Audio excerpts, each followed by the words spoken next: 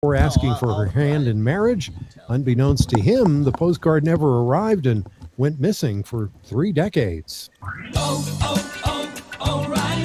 O'Reilly Auto Parts specializes in keeping your car on the road. Not sure how 1 much minute, life 50 is left seconds. in your battery? Ooh. Our professional parts people will test Let's it for go. free.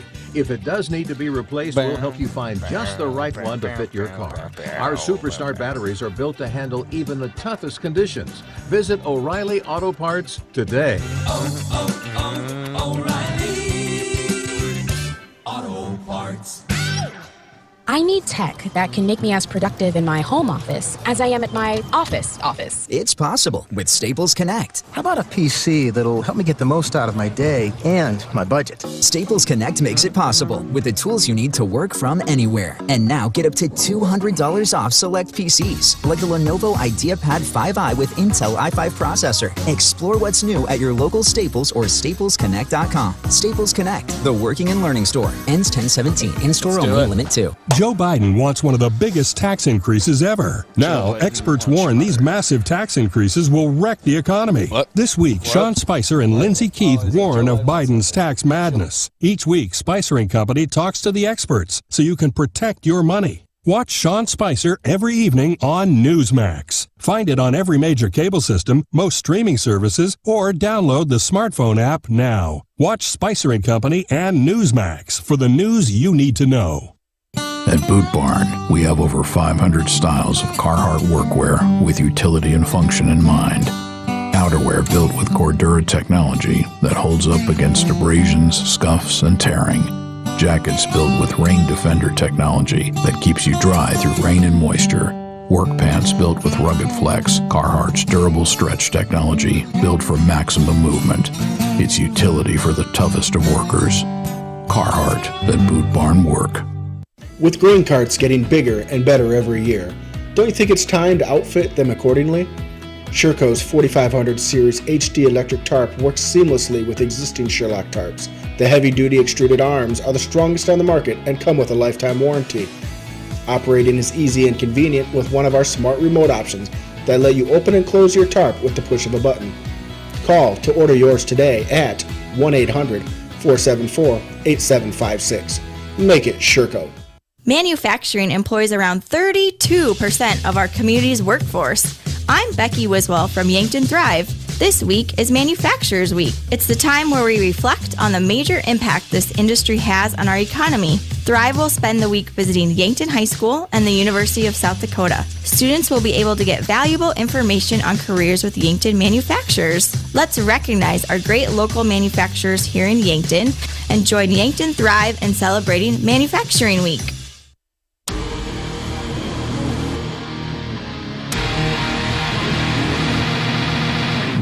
It's time for Yankton Soccer on KYNC and KYNTV. Yankton Soccer is brought to you by 1919 Root Beer, American Foods Group, Culver's, Checkers, Gerstner Oil, JJ Benji's, Mount Marty University, MT and RC Smith Insurance, Olson Pest Technicians, Overland Rehab, Shop Easy, Sherco, Trexido, USD Athletics, Yankton Computer and Network Services, Yankton Medical Clinic, Yankton Rexall, Vision Real Estate, Roy Wilcox State Farm Insurance, South Dakota Attorney General, Mason Schramm, Vision Real Estate, Hy-Vee, Rhonda Westland State Farm, Buell's Cleaners, Core Trust Bank, First Chiropractic Centers, Thrivent Financial, First Dakota National Bank, Avera, Vision Care Associates. Now let's go to the field with Josh Bolzer and KYNC Sports Director and voice of Yankton High School Athletics, Bryce Ladwig. All right, welcome to Crane Youngworth Field. I am Bryce Ladwig, not Josh Bolter, your usual broadcaster here for Yankton Bucks Soccer. Josh is joining us on color commentary here today. However, Josh is feeling just a little bit under the weather. Welcome, Josh. Hey, it's still good to be here. I can't say no to Buck Soccer, especially when now it's playoff time, and I'm excited for this one. It really is like your Jordan flu game, right? There you go. Yeah. You got to push through, and you will. So let's do it. No, but hey, you know what? AA playoffs here under the lights at Crane Youngworth Field. It's the Yankton Bucks, your number 3 seed, hosting the 14th seed Brookings Bobcats, and the first round of the AA playoffs. There's something different, Josh, about playoff soccer than there is in the regular season. Different vibe in the air. Yeah, anytime it's the playoffs, intensity is going to kick up a little bit. Both teams are going to be a little bit more desperate. This could be the last time out here on the season for either team, and it's going to be interesting to see if they can kick it up. This is a 3 versus 14 matchup, but as we know, Bryce, when these two teams met at Crane Youngworth Field earlier this season, it was fairly close. Yeah, and it was 2-0, and that was back on, I actually have that written down, back on September 9th was that matchup, and Coach Danbury came in the postgame, and even though they won, he wasn't happy with the performance, and which goes to show you that he believes that Brookings could have won against his Yankton Bucks, and I'm sure during all the practices leading up to this game this week, he was preaching that same thing, don't sleep on this team, and that's what happens sometimes in the playoffs. So I really do expect the Yankton Bucks to bring forth their absolute best effort and really show why they're the 3rd seed. Right, and and you look at this matchup, like you said, Coach Danbury wasn't necessarily happy. He wants to see the team attack early, specifically is what he wanted in that matchup. And we've kind of seen it over the last month or so. You look at these Bucks here, winners of their last 7, and they haven't given up a goal in those 7 matches either. It's going to be interesting to see if they can keep that up today.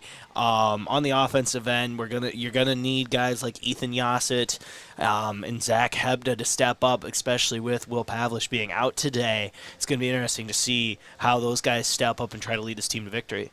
And that was your vision of the game, brought to you by Vision Real Estate, where their focus is always on you. I want to thank a few of our sportscaster partners, Yankton Computer Network Services. For your complete personal and business computer solutions, rely on Yankton Computer and Network Services. Wishing the best of luck to the Yankton Bucks and Gazelles this season. And Pizza Ranch. For legendary chicken and the best pizza, it's Yankton Pizza Ranch on Broadway or 665-1222. And State Farm Roy Wilcox. Roy Wilcox State Farm Insurance has been helping customers get to a better state for 100 years. No matter where you are in life, they'll help you make the right play calls for your insurance coverage. Roy Wilcox State Farm is a proud supporter of our Bucks and Gazelles. And finally, Floor Tech. With your home of floor is wet, call Floor Tech, 665-4839. This is the Hy-Vee pregame show. We're going to go ahead and take a break. When we come back, we will have our standings review.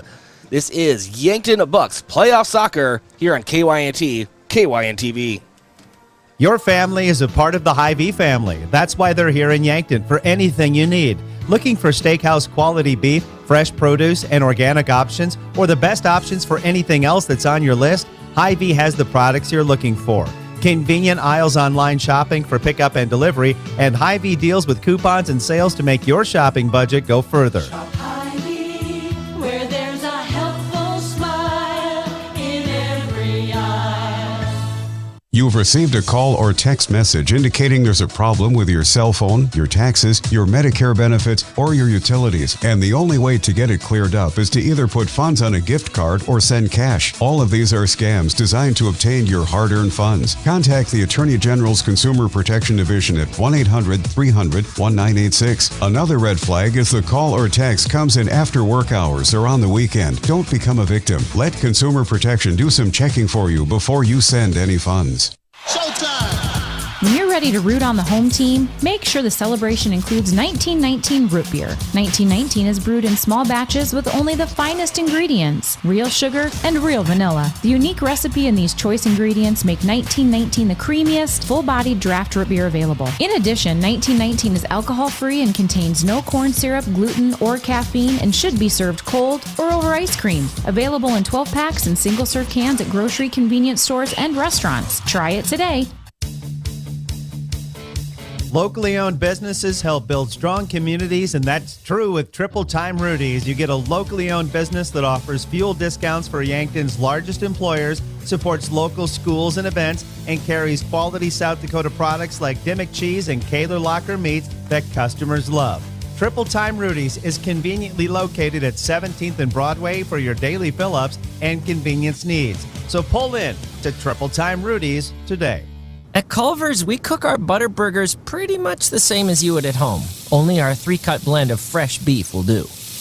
Then you'll need to master our signature press and sear technique. You may want to practice a few thousand times. Add real Wisconsin cheese, top with a lightly buttered toasted bun, and serve yourself with a big warm smile. Better yet, come to Culver's and leave the whole cook-to-order butter burger thing to us. Welcome to Delicious.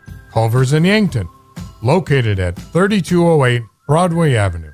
Oh, Sheboygan, I just can't get you off my mind. A quick family meal doesn't always mean a stop at the drive-thru window. After a busy day of running, just light up the grill and put on some Sheboygans. Sheboygan brats, natural casing wieners, or all-beef stadium or quarterback hot dogs make a quick, easy, and delicious meal. The way you taste is simply divine. I got Sheboygan on my mind. Sheboygan. What does your phone and an auto show have in common? When you go to BillionAuto.com, everything. Start searching over 7,000 vehicles instantly. Chevys, Kias, GMCs, Toyotas, Fords, Hondas, Rams, and much more. Plus, negotiate your best deal on all pre-owned vehicles and apply for credit pre-approval all within a matter of minutes. 17 new car brands and thousands of used cars all in the palm of your hand. It's like an auto show every day at BillionAuto.com. All applications accepted. Not all will be approved. This fall, sip on a warm, soothing apple cider and bathe in the radiance of the changing colors before you smash that hot mug on the driveway and join First Dakota to bank some noise for fall sports. Stop for goal line stands, holler for a game-winning ace, and go berserk for a chip-in from the rough. Let's give the home team all we've got. Bank some noise with us at First Dakota National Bank. Open a new account online today at firstdakota.com, member FDIC.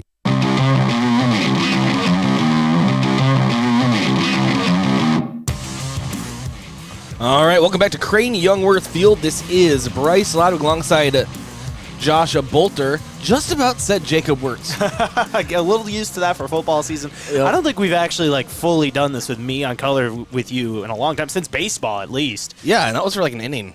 Right. So, no, I mean, that was a lot of that game from what I remember. Was it? I don't know, it just seemed like it never ended, Josh. I'm just joking. Well, because you were talking about the Yankees. That's true. Hey, that you asked me what my favorite team was on the air, so that's on you. Yeah, hey. And I let it be known on air how disappointed I was in your life choices. Well, that's all right. You could either see me really sad or really happy during this broadcast, depending on what happens over at Fenway tonight. So, I think we all know what's going to happen. Yeah, Yankees win. Let's go. There you go.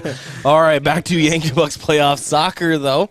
And actually, before we talk more about that, let's go around some brackets for our standings review. I guess for playoff edition be called bracket review. But right now, I regret to inform you that the Gazelles out west are not faring very well. Second half is underway, and the Rapid City Stevens Raiders lead the Gazelles 3-0. So Yankton Gazelles need, at this point, 4 goals, Josh, to keep their season alive. And I wish them the best of luck. I'll keep you updated throughout this game, so keep tabs on that. I'm going to head it over to Josh for our girls AA soccer bracket review. Yeah, and looking at it right now, we do have one game that is final. Sioux Falls Roosevelt in that 7-10 matchup as the 10 seed, getting a victory over Pierre 1-0 here today. They will take on the winner of Brandon Valley and Sturgis Brown. That's happening tonight. We got a bunch of matches tonight. We're still waiting on finals from a bunch of these that are happening tonight. And we'll have them for you as they go on, including Aberdeen Central versus Brookings, Harrisburg, Watertown, obviously the Yankton matchup as well as we get going here. But that's looking at it from the girls' side of things.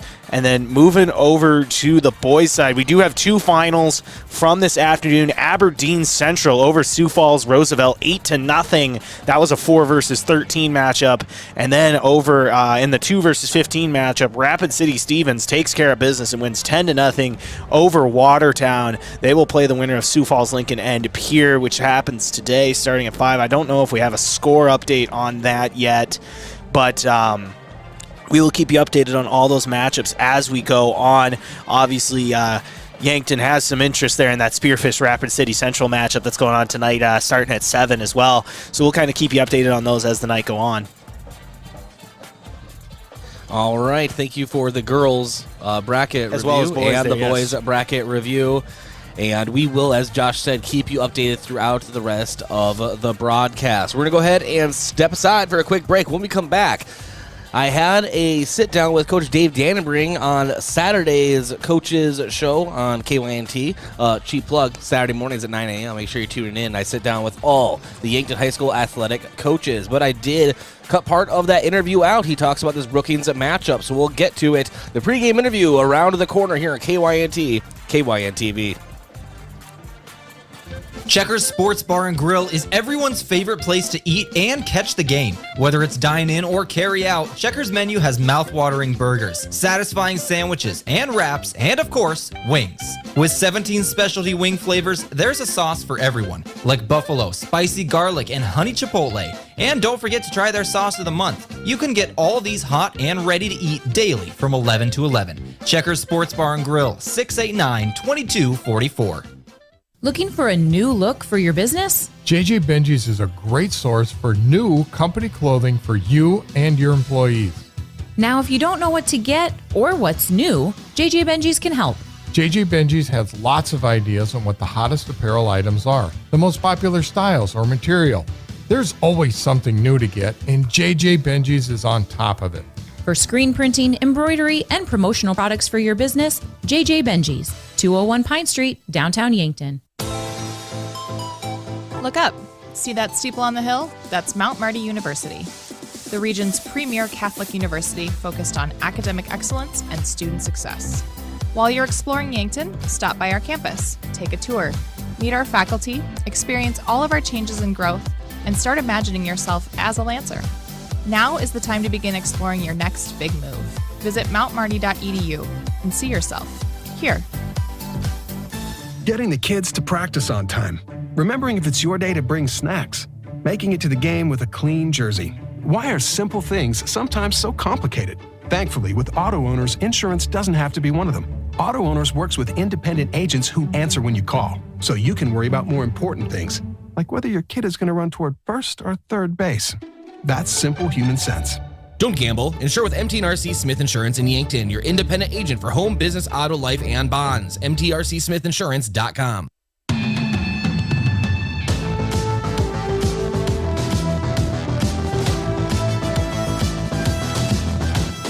Welcome back to the Hy-Vee pregame show on KYNT and KYN-TV. It's time for the pregame coaches interview, brought to you by 1919 Root Beer, the creamiest full-bodied draft root beer available. You can find it on tap at Charlie's Pizza or in large cans at Yankton Hy-Vee. Now let's go to the pregame interview.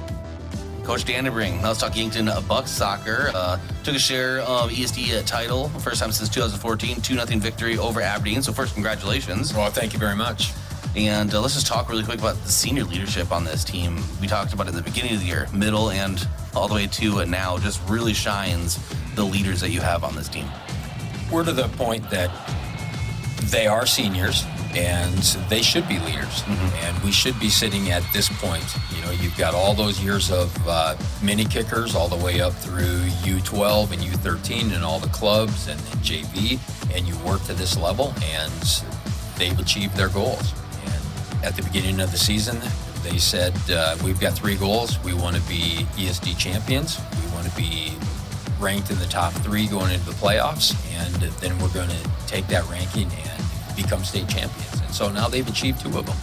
And for us, you know, sports is about rivalry and about fun. And O'Gorman and Aberdeen seem to be our nemesis. And this year we've beaten both of them. And that just is fun. It was such a fun game. Our boys held everything together. We executed the things that we worked on in practice. They showed their leadership and their composure, and we come away with a 2-0 victory. And it was just a fun game. So happy for the boys that they were able to do that. It was a couple weeks ago that you mentioned how you never really have to worry about you guys running out of energy. They just have superior conditioning. That must be nice as a coach to really just know that you can just run your guys out there. And obviously, when you're worried about substitutions, it's more for a strategic sense rather than getting guys breathers, right? They've really done a good job in the offseason of training and getting that extra muscle. Last year, we did a lot of conditioning because they just weren't strong enough and we were running out of gas. And we are that team now that's strong and able to press forward. Now, I will say in the Aberdeen game, because Aberdeen is so good, And we had to make a few adjustments when they decided we're going to attack. And we were getting a little bit ragged. We were doing a little more chasing than we really were comfortable with. So we had to do a little more exhaustion substitution. But we've been working on that all year, especially with our guys that run, with our wings and our strikers up top. So we've been preparing for that, and we needed it. Our subs stepped in, and we didn't lose any skill level and drive and determination, and those guys did a great job. And, that we needed it against Roosevelt too last Tuesday, because it got hot. They've got a bunch of fast guys, and the ball moves quick. And our subs came in and really evened things out so that we didn't get too tired. And then a 5-0 shutout of Sioux Falls Roosevelt, since you mentioned it. 7th straight for the team, so congratulations again. And that's always impressive. And now Brookings at Crane Youngworth Field Tuesday. We'll be covering it there, KYNT and KYN TV, and we'll be updating the viewers/listeners on the Gazelles matchup as well throughout the game. But we've already faced Brookings this year, but what can you tell me again? Have you seen any growth in their team from what you've seen from them, or what are you expecting? Everybody gets better throughout the season, and Brookings has some really good players, and I've mentioned it before that soccer is so much different than a lot of the other sports because of soccer really going all season, all year round, and all the clubs and all the different teams, state teams that they can play on. So these kids know each other pretty well, and we know some of their good players. Every team should look at the film and say, well, here's where we were deficient, here's where we can improve. We did that yesterday for a short time. And here's my negativeness. I was sitting down yesterday at the end of the day watching the Brookings film, and we had 12 turnovers in the first 4 minutes. And I said, all right, we've got to point that out. So I called a meeting right at the end of school and said, you guys just watch. And said, you count up how many times we lose the ball that we probably should have kept the ball with all of our leadership and our talent. And they said, yeah, we lost it. They said 15 times because they counted a couple of plays that I gave them the benefit of the doubt and said, all right, now we can improve. And went out to practice and talked about it a little more. And it's exciting as a coach because there's so much room for improvement. We're a better team, but that's the hard thing about the playoffs now, especially in the boys division, that anybody can beat anybody.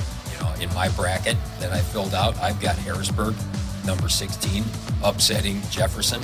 I just think that's going to be the one. We're going to work our way through it. We're going to beat Brookings. We're going to end up beating Spearfish, and then we're going to beat Stevens, and then we're going to end up playing Washington in the finals. So that's how I've got my brackets with the upsets.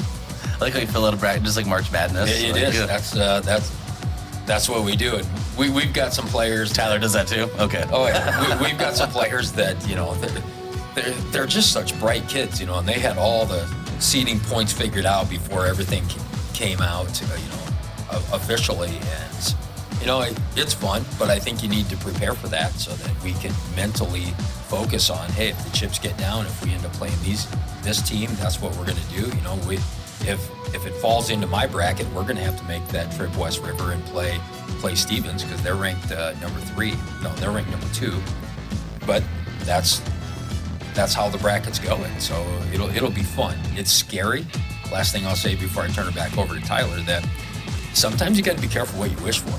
Where, yeah, we want to be good, we want to be at the top, but now everybody feels the pressure because if you lose, you go home. We played Roosevelt on Tuesday, and that was a 0-0 game up until 57 seconds left, and Gage Becker pounds one in from the backside, and we thought, well, if we lose, we're going to drop in the rankings, but we're still going to play on Tuesday. Well, now the pressure's on, and that's the beauty of sports, but that's also the hard part about being good.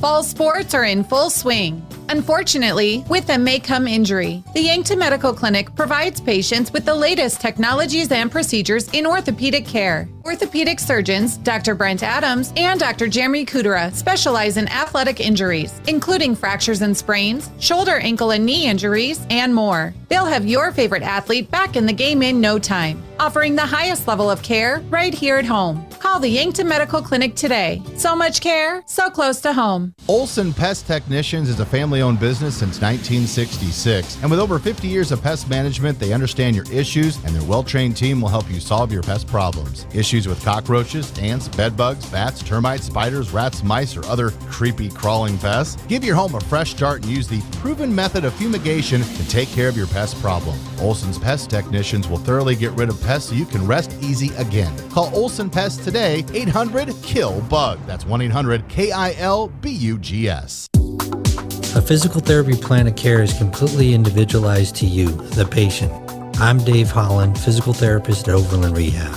If you have had a shoulder injury or surgery and have been prescribed physical therapy, we'll address your unique goals in recovery with a plan designed just for you. Contact Overland Rehab for convenient appointments in 8 locations in Northeast Nebraska and right here in Yankton, located on West 8th Street, otherwise known as the Lake Road. When it's time for school, it's time to stop at Cenex. You can fill up your car with high-quality gas and fill up your stomach with a quick breakfast. Maybe most important of all, you can fill up your mug with hot coffee. So all you students and teachers, skip the snooze button and head into Cenex on your way to school. Shop Easy, owned and operated by the Santee Sioux Nation, is open 24 hours for your convenience and wishes all area students and faculty a thriving, successful school year.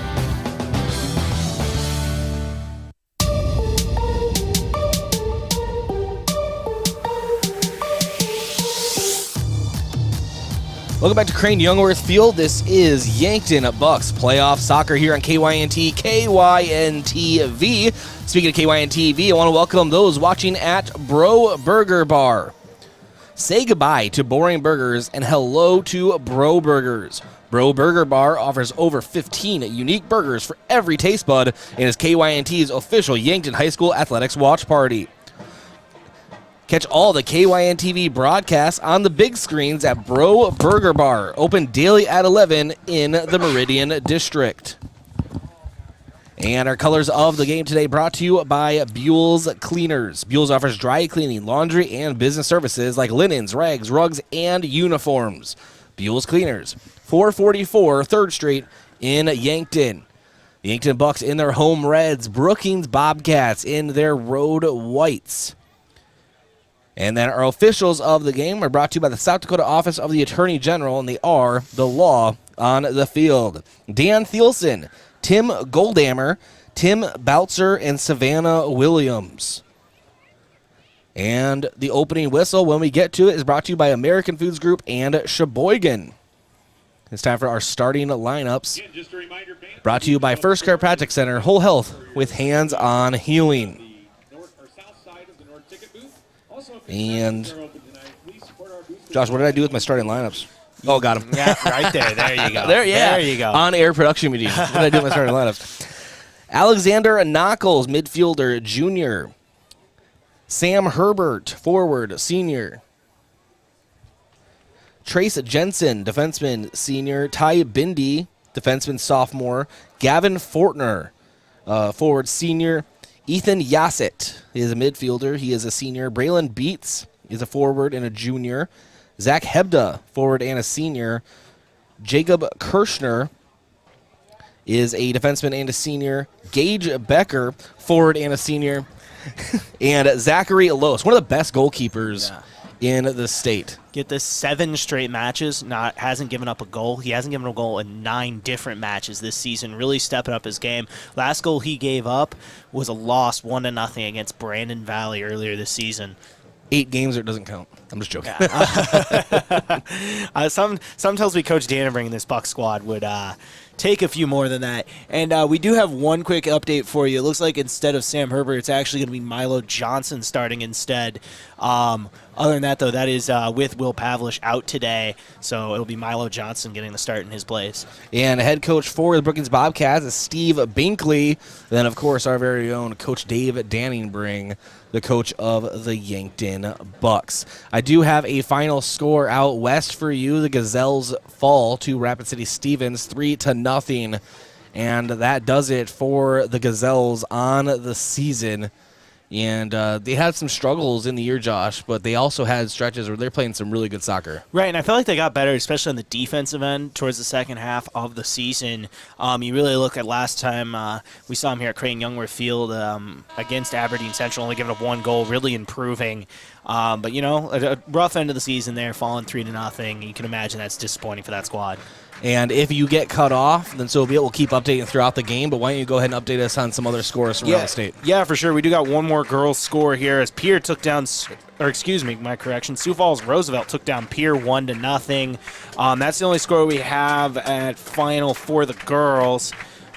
Taking a look here at boys action, Rapid City Stevens takes down Watertown 10-0. Bella Fouche takes down Vermilion 2-1. Sioux Falls Washington over Brandon Valley 3-0, and Aberdeen Central over Sioux Falls Roosevelt 8-0. Those are the scores we have right now. We'll keep you updated on that once we hear more throughout the evening. A good crowd on hand here at Crane Youngworth Field. And Josh, I know you're pretty new to Yankton, and you've been doing some football games with us, running camera and stuff, and you've been around obviously doing soccer games here at Crane. And how impressed are you with the turnout that any sport really gets here? Oh, it blows my mind. Just every sport feels like the fan base is super loyal and passionate, and they really care about the kids that play here for the Bucks. They absolutely do, and we care about the national anthem, which is why we're going to step aside for 2 minutes here on KYNT. KYN-TV, the opening kick around the corner. With grain carts getting bigger and better every year, don't you think it's time to outfit them accordingly? Sherco's 4500 Series HD electric tarp works seamlessly with existing Sherlock tarps. The heavy-duty extruded arms are the strongest on the market and come with a lifetime warranty. Operating is easy and convenient with one of our smart remote options that let you open and close your tarp with the push of a button. Call to order yours today at 1-800-474-8756. Make it Sherco. What do you want to do when you retire? Whatever your dreams, you have the power to help make them a reality. Meet with a Thrivent financial professional and explore options that can help you prepare for retirement. Options you may not even be aware of. For more than 100 years, Thrivent Financial has been helping Christians be wise with money. Contact me, Gavin Zimmerman, at 605-260-4964, and I can help you retire with confidence. At Avera, our orthopedic care and services are designed for every body and every age, which means Avera Sacred Heart Hospital in Yankton offers innovative treatment options customized to your bone, muscle, and joint needs. So whether you suffer from aches, breaks, tears, or dislocations, turn to the orthopedic team experienced in treating every body. Learn more by visiting the Avera Sacred Heart page on avera.org.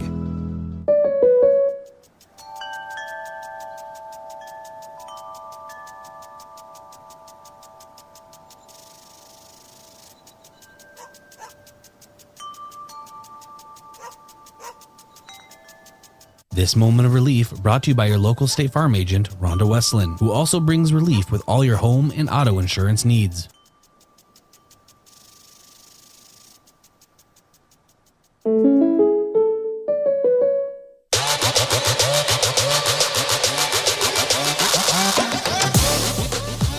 right, welcome back to Crane Youngworth Field. We are moments away from the opening whistle of the opening round of the Class AA Boys Soccer Playoffs. Yankton Bucks hosting the Brookings Bobcats. Yankton, the 3 seed, Brookings, the 14th seed. Thanks to Josh, we just got some scores from around the state. And this is that time of the year, Josh. Yeah, it's one of those things where you look at it and you go, anything can happen at any moment. And these are two teams that we kind of talked about earlier. It was closer than a lot of people thought when these two met at Crane earlier this season on September 9th, where the Bucks kind of started out slow. They ended up winning 2-0, but Coach Dannenberg kind of mentioned it multiple times in the postgame interview of that game. He wasn't necessarily pleased with how necessarily they started on offense. It's going to be interesting to see how they pick up on it today without Will Pavlish, one of their leaders on this team. It's going to be interesting to see if they can kind of overcome that and try to get to the next round of the playoffs. Coach Dave Dannenberg seems like that coach that's never really satisfied, and that's not an insult. It's actually a good thing sometimes to have in a coach. It really makes your team work hard, but he always seems like he's that kind of coach. It reminds me of someone, a guy by the name of Nick Saban, never pleased with his teams, and then until they win a title, of course. So we'll see if that works out for the Bucks, but I think it's almost a good thing, like you said. Do you think we're talking statue with a state title there, Josh? Oh, for sure. Because, Saban has a statue, and he's still coaching. Well, I mean, when you have, 7 rings with one team, I think maybe a statue. Start with one. Yeah, we'll go from there. So either way, though, you talk about it. These Bucks do have a real chance. They've been one of the best teams in the state. Their record shows it. Their seeding shows it. And it's going to be interesting to see if they can get something done here, because you look at it, if they win tonight, they have another home matchup going into the quarterfinals, so it's going to be interesting to see if they can kind of carry that momentum until they would have to maybe eventually go on the road if they have to play somebody like a Rapid City Stevens all the way up in the semifinals if they get that far. Yeah, and one thing about this Bucks team that we know for sure is their conditioning is second to none in this class. Coach Dave Dannenberg always talking about how he's not worried about their conditioning because he just knows they've worked hard all off season, and he openly admits they don't condition that hard for practice. He wants them more focused on their fundamentals and their skills. He doesn't want to have to run them down every single practice, and so they always seem to have fresh legs, and that's pretty important, especially now that we've reached the tail end of the season, which is the playoffs. Right, and you look at it here, and you can have the best fundamentals in the world if your legs aren't fresh and you've been working hard all season and maybe you don't have those legs come playoff time. It can make a difference. Teams can get tired. We see that in every sport where teams might have been better the entire season, but then come the postseason, they're kind of tired and they kind of lose footing. That's not something you would expect to see here from the Bucks. Like you said, very well conditioned and really have their form down and stuff like that and have some fresh legs. And there is the opening kick brought to you by Gerstner Oil and Triple Time Rudy's. And the opening whistle, again, brought to you by American Foods Group and Sheboygan. But back to the opening kick. I'll tell you, Bucks really doing a good job already of getting it down on their side, trying to get something going on offense here. And now Yankton loses control on the Brookings left channel. Brookings pushing it down the left side. And finding a Junior Eberline. And left kick over the goal post and left of the football field goals there. Zachary Lose now has it in front of the net. Yeah, I'll tell you, you have to be a lot more accurate than that if you're going to try to get something past Zach Lose. Like we talked about in the pregame, 7 straight matches where he has not given up a goal. He's really been impressive. After the first match this season, Coach Dannenberg called him one of the best goalkeepers in the state, and he's really been playing like it all year. And now Ty Bindi moves it down at the right channel. He moves it up for Zach Hebda. And tosses it back in as it's out of play. And now Jacob Kirshner has it on the left side, right on top of the Yankton logo. He sends it over to Milo Johnson. Back to Trace Jensen, trying to get something set up for the Yankton offense. Trying to find an opening. Now back to left side to Jacob Kirshner. Right-footed pass is a little wide and out of play. Brookings possession. And the toss into the left foot of Junior Eberline. And again, out of play. But Brookings keeps inching up toward that right flank. Neither team really making a deep push into opponent territory so far into that attacking third, and it's going to be interesting to see who can kind of start that. Looks like Brookings had a shot earlier, but really weren't able to capitalize it, sending it way over the goal. Ty Bindi sends it forward as Yankton now has possession on their right flank. Now to the center channel. Now over to the left side. Jacob Kirschner. Right-footed pass over to Gavin Fortner. Fortner's soft touch pass is going to work its way back to Jacob Kirschner. Now crossfield to Ty Bindi. He'll move it up with his right foot. Past the half line. And up to Ethan Yassett. Got that nice pass on that right flank. And ball out of play. Like you said, really nice pass there from Ethan Yassett, setting up Hebda on the right flank, passing in between a couple Brookings defenders there. Now the Bucks are in a good position. Bindi, right-footed kick toward the goal, and Gage Becker, was waiting there. But ball gets sent back out. And now on the attack is Yankton, but Brookings able to take over possession in the attacking box and clear it. And they're trying to flip the field here. And the ball will roll all the way over to Zachary Loest. He'll be prepared to kick it back into a play here. And line drive kick. Back into Yankton attacking territory, and now it's Gavin Fortner. He has a little bit of angle. He has Gage Becker trailing, and a nice diving stop for Brookings. And on that stop, I believe that was Joshua Park. Yeah, nice save there by Joshua Park. You look at it, and it really just was a nice save there. Otherwise, it looks like Becker was going to have an open look at the goal. Ethan Yassett. Free kick, Bobcats. Quick penalty, so a free kick for Brookings. Yeah, if you're Brookings here, you got a chance, maybe flip the field a little bit. Really, Yankton's kind of been the aggressor on offense so far. It's going to be interesting to see if Brookings can get something going. And now Brookings trying to make something happen on their offensive side. Gage Becker able to steal it away for Yankton, going out toward the attacking left flank, but now Brookings has it again. And Bucks and Bobcats vying for the ball. Eventually ends up Yankton possession. And throwing it in from out of play is Jacob Kirschner. He does so to Trace Jensen. Now over to Ty Bindi on the right side in front of the Bucks bench. And we talked about how well this defense is playing, and Zach Loest is a big part of that, but Ty Bindi and Trace Jensen have been doing a really good job defending in that attacking third over there, and they really played a big part in these last few games and how well the defense has been playing. And Bindi down the right side. Tries to find Zach Hebda. Goes out of play, but Hebda now. Overhead pass into Bindi. Bindi temporarily loses control. Has to kick it back out to Trace Jensen to reset the offense. And now it's Jacob Kirschner with it. Right at the half line. And cross-field pass to Hebda. Hebda has it with his right foot, but he's trailing out of bounds, trying to keep it in play. At least find another Yankton a buck. And Bindi sends it.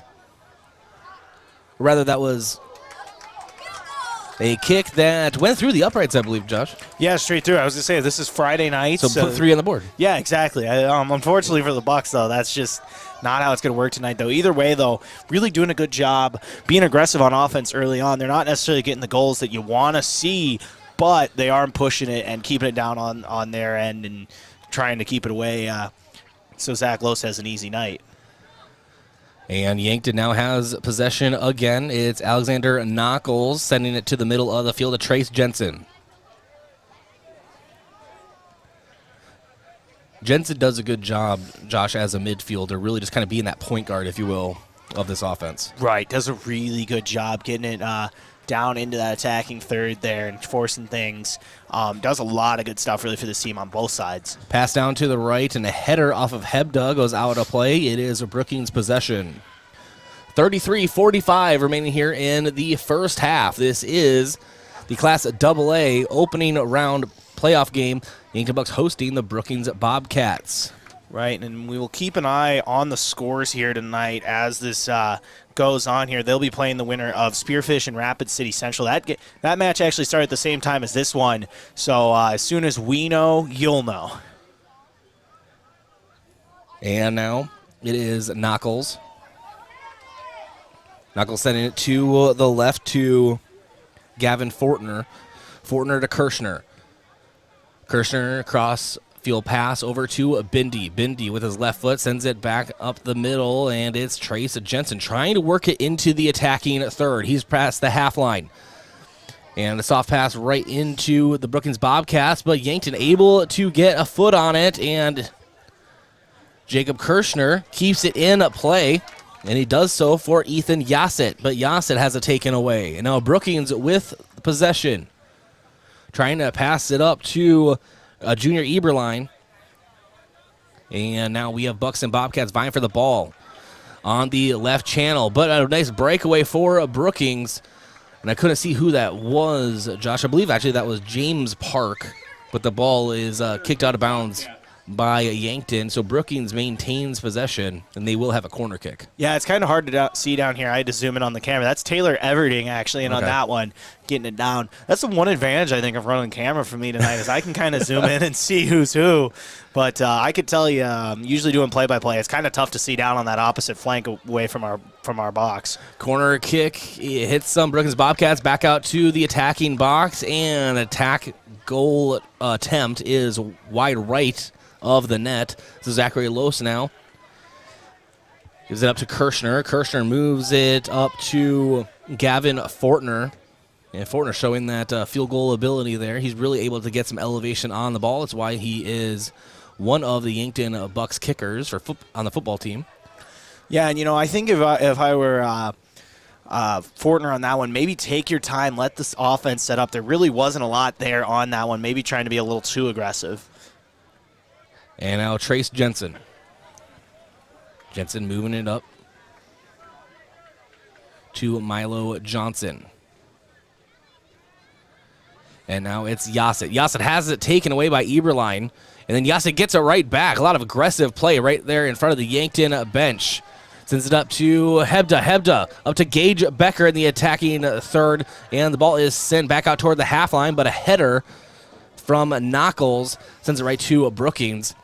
And now we have a skirmish for the ball. It will end up as a penalty on Yankton. Yeah, it looks like we're going to get a free kick here. Number 10, James Park, to take the free kick. James Park in on this one. Going to have a chance to boot this down here and try to get something going on offense here for Brookings. Still tied at 0 very early into this one. And the kick is recovered by Yankton right in front of their own nets. And so now it is Ethan Yassett over to Fortner. Back to Yassett at the half line. And he sends it over to the right side. And Gage Becker has something toward the goal, but he can't quite get in front of it enough. But we do have a penalty. Corner kick actually is going to be going on here. It's going to be Ethan Yassett. So Ethan Yassett will have a chance. And Yankton Bucks have some goals on corner kicks this season. Absolutely. On that last play, the Bucks had a couple options on that. They chose Becker, but they also had Braylon Beats kind of streaking down the right channel by himself there. Had an open look as well. Encouraging sign if you're the Bucks. And the corner kick and a header from, I believe that was Gavin Fortner, is just wide. Goal kick, Bobcats. No good. So now Bobcats will have a goal kick. Into the Yankton lineup, number 2, Sam Herbert, and number 15, Lance Dannenbrink. And on that header was actually Braylon Beats. And so now the kick into play goes out of play pretty much right at the half line. It is Yankton a possession, and so it is a Kirschner trying to overhand it into play. Does so to Trace Jensen. And Jensen cross-field pass is taken away by Brookings, but there to recover is Ty Bindi. It looks like Herbert maybe just kind of lost his footing there. Not sure if it was on the ball or he just kind of got caught up. Yeah, it kind of took an awkward step, it looked like. So ball will go out of play as it kicked toward Yankton territory. And Ty Bindi overthrows it into the field. And now is a Kirschner on the left channel. He sends it forward to Gage Becker. Becker has excellent handling skills. Fortner sends it forward to Becker, but a little too hard. No way Becker was going to keep up with that. So it goes out of play. Brookings possession. Yeah, just a little too fast on that one, even for Becker, who really does a good job of running down that left flank more often than not. And Yankton trying to work it into the attacking third. And it is Ty Bindi.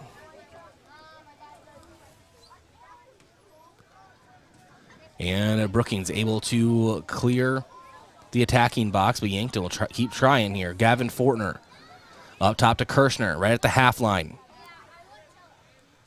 Works it toward the right. Sam Herbert now. To Ty Bindi. And then Trace Jensen back to Kirshner on the left side. And Kirshner soft pass to Yassett. Yassett is about taken down onto the turf, but Kirshner gets the ball back and it's taken away by Brookings. Yassett comes after it, but nothing's there. Eberlein has it. But then a nice play from Lance Danningbrink. Able to get a steal for Yankton. But now Eberlein has it for Brookings, works it toward the half line. And Yankton, again, with the possession. Yankton's done an excellent job in the defensive end, but also maintaining possession at the half line, Josh, and in the attacking third. Right, and, they've done a really good job there. One thing I've noticed as well, Brookings really kind of letting Yankton do what they want kind of in the top half of the field, right? Going ahead, letting them pass it around. But as soon as they get into that lower third there, they really just kind of tighten up the defense a little bit and try to make it a little more tough on the Bucks. And now Drew Aton sends it over for Brookings. Now back to Eberlein. And after it, Alexander Knuckles gets possession for Yankton. Working it toward the right side, out of play. It will be a Yankton possession. Right near the corner, the far corner. Yeah, and this is where you want to be. Like I said, the Bobcats here are doing a really good job of playing this attacking third and holding things on their own inside their own attacking box. But if you're the Bucks, it's still an encouraging sign that they've been down here a bunch early on. And possession right in front of the net, but is kicked clear by the Bobcats. And now working his way down the field, it is Cole Culber, the junior forward for Brookings, but he knocks it out of play.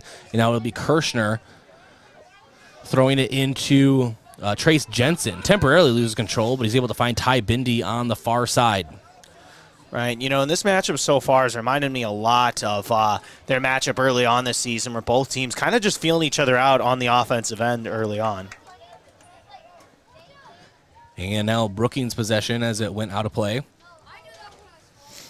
Working right in front of their own bench. Now on the far side, moving left to right on your radio dial or, on your screen. Nice block there by the Bucks. Really kind of stopped a push going forward there on the left flank for the Bobcats. Now Zach Hebda on the near side. Kicks it toward the attacking third. And Brookings takes over possession. But Yankton keeping it in the attacking third. Now it's Gage Becker trying to kick it at least toward the goal and have some trail kickers ready to try to pop it into the net.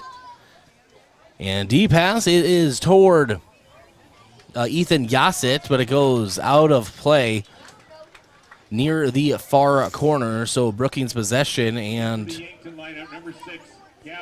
Brookings will kick it back into play. Yeah, kind of had Yassett on that one. Maybe put a little bit too much on it. Maybe that's just, one of those things. It's playoffs, amped up, looking to make something happen there. But once again, Bucks really finding some space on the wings early on here between Becker and Hebda and Yassett early on. Tyler Sprang, goalkeeper for Brookings, sends it back in. Now Yankton has possession at the half line. It is Lance Danningbrink sending it down to the right side. And nice kick attempt to try to keep it in play for Yankton was Fortner. The thing, Josh, about difference between calling football and this is that the numbers for these soccer jerseys are quite small. Oh, yeah, no, this is something that you kind of got to get used to. You got to have 20/20 vision or at least some really good glasses to help you out down here. But, you get used to it. And Zach Hebda has the ball taken away but also sent out of play. So now it's Kirshner, sent it toward the half line over to Yassett. Now Yassett on the right hash marks toward the right flank. Back toward the half line to Bindi. And now Kirshner has it on the opposite side, on the near side. A nice lofted pass toward the attacking box is sent out by Brookings. And now Yankton again having no problem on the defensive end, sending it back into the attacking portion of the field. And now it is Hebda. Hebda moves it forward. And Gage Becker chasing after it in the corner, trying to at least keep it in play. And he actually does have a shot on goal from the corner, showing his speed as he's trailing into the corner. A Trailblazer able to get a nice kick on it, but sprang there in plenty of time. And he will kick it for Brookings back into play. You know, that would have been one heck of a shot there for Becker. The fact that he was even able to get it somewhat close is impressive. Once again, though, tight defense by Brookings, really kind of taking care of things. And that's what we've seen this entire first half so far. Once again, both teams just kind of feeling each other out, testing each other's defenses a little bit. We haven't necessarily seen a ton of shots on goal, but both teams kind of testing out that attacking third early on. And now out of play, it'll be Yankton possession. In for the Bucks, number 28, Sam Hubert. And now it is Danny Brink sending it over to the left to Kirshner. And Kirshner, left-footed kick toward the attacking third, but it is sent back out and cleared by Brookings. Now Jensen works it up to Danny Brink. Back to Jensen in the half channel here, or in the center channel. Sends it forward, but a little too hard. Looking for an attacker right at the net, but sends it out of play. Yeah, you know, and you bring up Dan and Bring. He's going to have to be one of those guys who steps up. No Will Pavlich tonight. Just another guy who's going to have to step up as this one goes on for the Bucks. And now Sprang will kick it back into play for the Bobcats.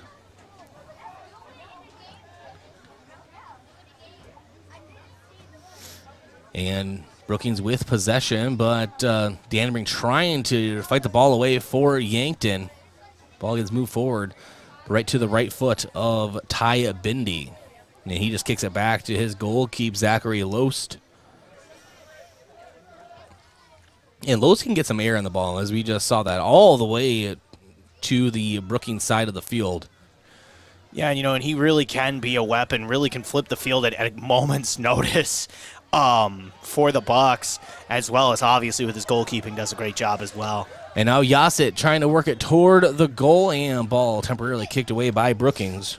But, you know, you bring that up. He can be a weapon on offense and defense because, you know, sometimes best offense, you know, they say sometimes the best offense is a good defense. Well, that's really what it is with Zach Loest, is he does a great job and really can be an asset and take a lot of pressure off this Bucks offense. And now Brookings trying to maintain control here. They've really struggled with that so far, but they have the ball and taken away by Yankton. So Yankton just needs to keep barking up this tree, and eventually they will get their goal. Right, and that's something they're going to have to keep doing, keep pushing the issue, and eventually it will work out their way. It's just logic at that point where they're going to be able to push something in after making enough attempts down there. Special thanks to Stockman's Motorsports. Stockman's Motorsports is your local players dealer with a full lineup of Rangers and Sportsmans ready to get you in the fields, in the woods, or wherever you like to go. That's Stockman's Motorsports, a proud supporter of all area students and athletes. And your local Chevrolet, Buick, and GMC dealer, Northtown Automotive. Visit northtownusa.com. Jacob Kirshner for Yankton now kicks it toward the half line. Now it is Yasit trying to work it forward to Gage Becker. And right into the arms of Tyler Sprang. You know, and this is something I can already tell you what Coach Danbring is going to say at the half. The Bucks are doing a good job of pushing it down there. The problem is they're not getting down there quick enough on the wings. That's why you've seen a lot of passes either caught by a defender or blocked by a defender or just rolling out the back of the attacking box there. I can already tell you at half Coach Danbring is going to be talking about that. And Yankton almost had Gavin Fortner a clear line of sight to the goal, but Brookings able to clear the attacking box. And now again back on Yankton side of the field, but Yankton wasting no time getting the ball to flip. Now it is Eberlein for Brookings, sending it to the left for an attacker. And Ty Bindi doing a good job of forcing him into the corner. And it's out of play, and a Brookings ball. 17:55 to go here in the first half. I'll tell you, this first half flying by, really. Both teams not really doing a ton on offense, but like I said, it's just made for a quick half, it feels like. Yankton possession now.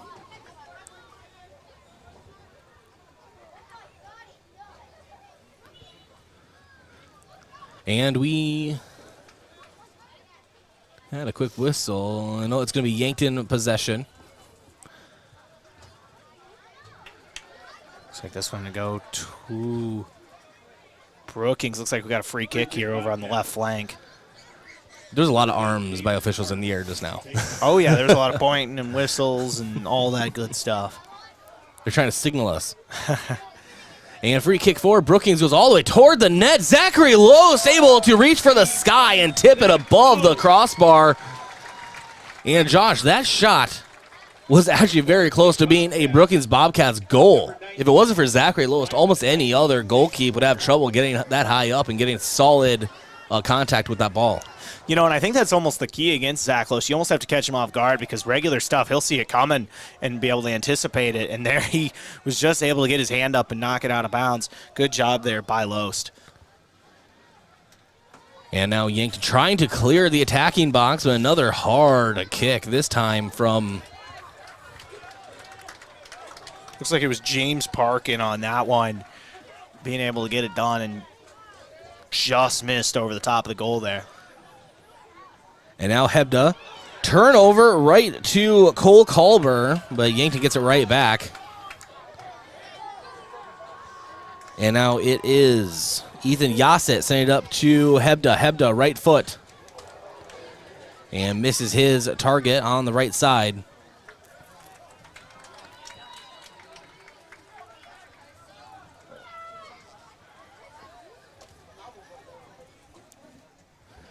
And his intended target was Milo Johnson. Gage Becker has it in front of the Brookings goal. Left foot and a nice save for Tyler Sprang. Yeah, nice save there by Sprang. Like you said, not easy to block something from Gage Becker. Had a nice look there. Really the best look the Bucks have had all night so far. Weren't able to capitalize. And that just shows you how fast Yankton can score a goal. You and I were just kind of talking and just discussing things, and all of a sudden, 1 second went by, and Gage Becker has a shot on goal. Right, when this offense pounces, it pounces quick, and you saw it right there. Yankton trying to get it into the Brookings side of the field. Nice throw in, Milo Johnson. Soft kick over to Alexander Knuckles. Knuckles, left-footed pass over to Hebda. Hebda on the left flank. Sends it forward to Gage Becker and trailing toward... I was going to say the end zone, but yeah, basically. But yeah. Left of the attacking box, out of play. Right, out of play. Once again, that's one of those things where it just feels like the Bucks are a little bit ahead of themselves trying to get into that attacking third there, kind of pushing up before someone can get down to it. It's almost like they're too excited. They have the freedom to get the ball, pass it into the attacking box, but like you said, there's just no trail runners ready to go. And now Brookings kicks it back into their attacking portion of the field. It's Eberlein. Nice pass. And James Park sends it back. And Jackson Law. Or that was a Carter Johnson, rather. But Jacob Kirshner now has it for Yankton to Gage Becker to the center of the field to Ethan Yassett. And there's a fight for the ball, and Brookings wins on the left side. Right in front of the Bucks bench. And right to the middle of the field to Carter Johnson. And Brookings now pushing it down that left channel. Kick toward the center channel. And Rylan Eady has it taken away from him. And let me tell you there, Samuel Huber just got a soccer ball in the face. He's okay. He's running it off, but that looked like it hurt, Josh. Yeah, that never feels good. I mean, I can tell you that right now. Usually we get hit. It's like a punch in the face. Here, come here. No, I think I'm gonna pass on that one. You know what? I'll take your word for it. And the kick right into the attacking box area is cleared by Brookings, and now Kirshner has it at the half line. Kirshner back over to Trace Jensen. Jensen works it toward the right side to Ty Bindi. And now ball being fought for is Milo Johnson. Trying to keep it moving forward. Ball still in play. And out of play as Brookings now has possession as Milo Johnson went airborne for a second. Yeah, and the Bobcats once again are doing a really good job. The reason why the Bucks haven't been able to get anything going on offense completely yet is that the Bobcats are doing a good job of almost playing a zone in the sense of letting the Bucks push up past that halfway line and then kind of playing tighter as they go on. And that was Samuel Huber, by the way. That went a little airborne. And now Brookings on their attacking portion of the field. Ball goes out of play. I'll tell you, Huber's had a rough couple minutes, took that ball to the face, and then goes airborne there. A couple incidents within a few minutes of each other. 11:55 to go here in the first half. Still no score. Alexander Knuckles tries to clear it for Yankton. Now Brookings has some possession time over in Yankton side of the field. Yeah, it's something we haven't seen a ton of here from the Bobcats, but they've really started to get it going here in the last couple minutes, trying to give their goalkeeper a bit of a break and getting it down on the other end, try to challenge Yankton's goalkeeper, Zach Lose. James Park has a ball, is sent toward the street, adjacent to the prison. And now new ball back in play, and Yankton has it as it is Yasset sending it back to Trace Jensen. Now he sends it back up to the center channel right to a Brookings Bobcat, but there to save the day, Alexander Knuckles trying to pass it to Hebda on the outside. Ball goes out of play. Brookings possession. This one thrown in there off the head of Knuckles. Looks like it's going to be Trace Jensen picking up and getting it over to Johnson. Johnson now over to the right half space. Back over to Jensen once again. And now Jensen back over to Kirshner. Kirshner on the left channel. Right kick. Sent toward the goal and right into the arms of Tyler Sprang. And the Bucks not able to get there in time. So just had to treat that like they were clearing the field. Yeah, and once again, though, as well, it feels like that pass down into the attacking third is just a little bit ahead. I think Bucks will be able to slow it down as this match continues. But either way, though, the Bucks still managed to get into that attacking third a ton here in this first half. And the ball on Yankton's side is cleared. Now to Trace Jensen. Now to the near side to Zach Hebda. Back up to Jacob Kirshner. 10 minutes to go in the first half. And now Brookings has it. It's Eberlein. Left-footed pass. Intended to go to the other side to Talon Everding. Yeah, Everding kind of lost control of that one. And when you do that against one of the best goalkeepers in the state, you're not going to be able to capitalize off it. And you saw it right there. Now on the far side. Ball sent toward the attacking box. Hebda trying to get in there, get into the mix. And he's vying for possession right on the near side. It will be Yankton at possession. No, Brookings possession. Free kick for the Bobcats. Yeah, it was hard to see kind of what happened there. Either way, though, Brookings possession, like you said.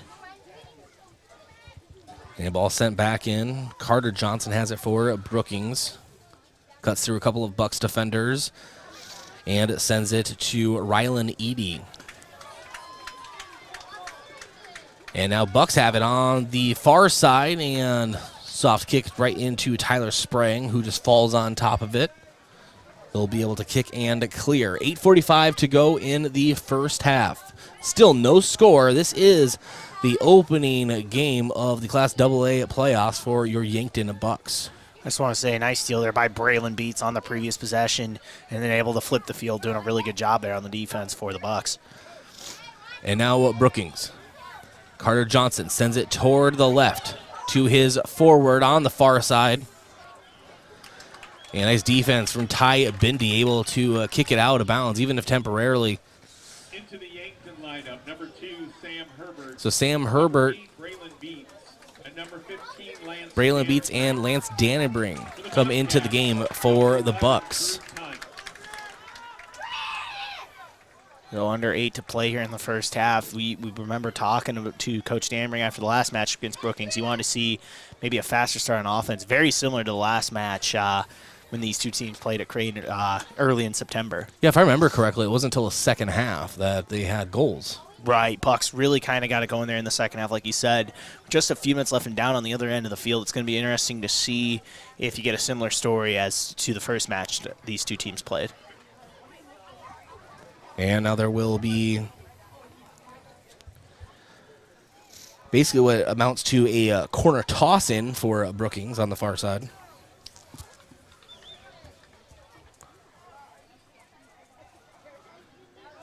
And it's sent in toward the attacking box. Eberline has it for Brookings, left-footed kick. And again, out of play, but Brookings will maintain possession of the ball. Ball sent in. Nice header for Yankton by Lance Dannybrink, trying to clear it from the attacking box.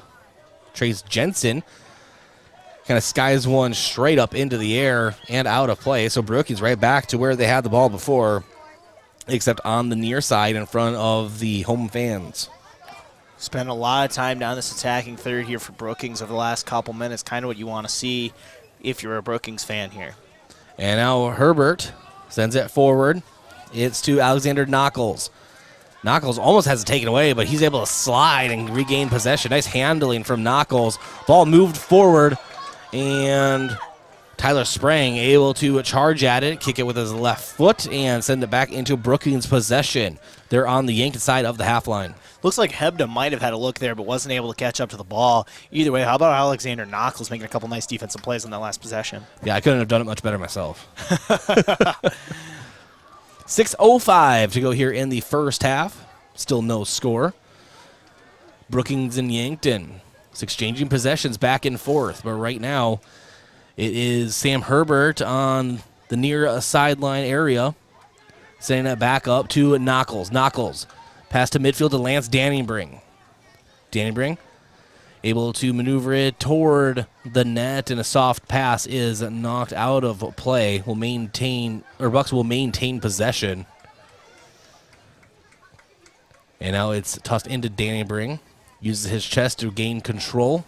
Now to Kirshner on the left channel. But Brookings able to clear, and chasing after it is Trace Jensen. He'll waste no time. He wants to get back into the Brookings side of things. Lance Dannybrink. Soft pass into the corner, and we are going to have a penalty going on Yankton. And Josh, did you see who committed this? I couldn't from here. I'm not sure. It looked possibly there like it was Zach Hebda, but I'm not 100% sure on that. It was a Yankton buck. Yes, that's what we'll roll with. And now Sprang kicks it toward the Brookings side of the field, or Yankton side rather, but it goes out of play. Yankton now with possession. Samuel Herbert here on the near side. Pass up to Jacob Kirshner. Kirshner now directing traffic, trying to pierce into that attacking third. He's right at the half line. Pass over to Bindi. Now back to Dannybrink. To Jensen, back to Bindi. Now to Dannybrink. Dannybrink moving it up toward his forwards. And the soft pass is taken away by Brookings. But it is Gage Becker and Hebda fighting for it. And it's rolling toward the corner, still fighting, trying to get possession. The ball will finally go out of play, and it'll be Yankton possession. So toss overhead toward the net, but Sprang able to get there. Yeah, once again, though, just a tough look for the Bucks. Way too many defenders down there in that attacking box. Really get something going on that possession. And now Sprang. And a high kick. They were great for football. And ball knocked out of play again, right in front of the fans here at Crane Youngworth Field. Beautiful night for any sport. Right, it's about crisp 60, upper 60s, nothing to complain about. Really just nice weather here on an October evening. This reminds me, it's a kind of football, but this reminds me of that early fall Friday Night Lights kind of football feel, that weather. Oh, this is what you want for fall sports in general. Enough of this 90-degree stuff where we're sitting up here sweating and dying in the press boxes at Crane Youngworth Field. I don't think the people out in the actual sun really want to hear us complain about that. No, probably not, but you know what? We're going to anyways. Well, that's what we do. 2:50 remaining here in the first half. Sam Herbert able to get his left foot. Nice control of the ball over to Jacob Kirschner. Kirschner back up top now to Bindi, right in the center channel. He moves it toward the right to Lance Dannybring. And back up top now to Bindi. Crossfield pass. It's Kirschner. Kirschner. Soft left foot pass. And a loud pass going toward the net, and Sprang able to reach and get there before the Bucks could. He really had to come out of his net to get to it. Yeah, and he's done that a couple times where if he misses one of these, it's going to be an easy goal for the Bucks, but so far it's paid off for him a few times. Free kick now for the Bucks. It's going to be Lance Dannenbring in on this one. And Dannenbring sends it toward the attacking box, and a header.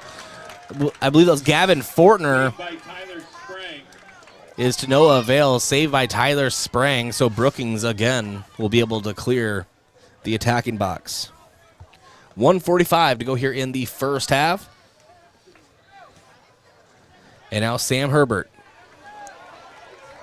moves it forward to Alexander Knuckles. And now it is Hebda. Hebda, right foot. And shot on goal, saved by Tyler Sprang, the senior goalkeeper of Brookings. Yeah, but, the Bucks once again get another shot here, starting to get some more pressure on Sprang. If they keep it going, they're going to find themselves on the scoreboard. And the ball is sent toward Yankton's defensive third. It is Eberline with it for Brookings. Or excuse me, that's Ely. Oh, I really should have looked at this name. Wangandambe?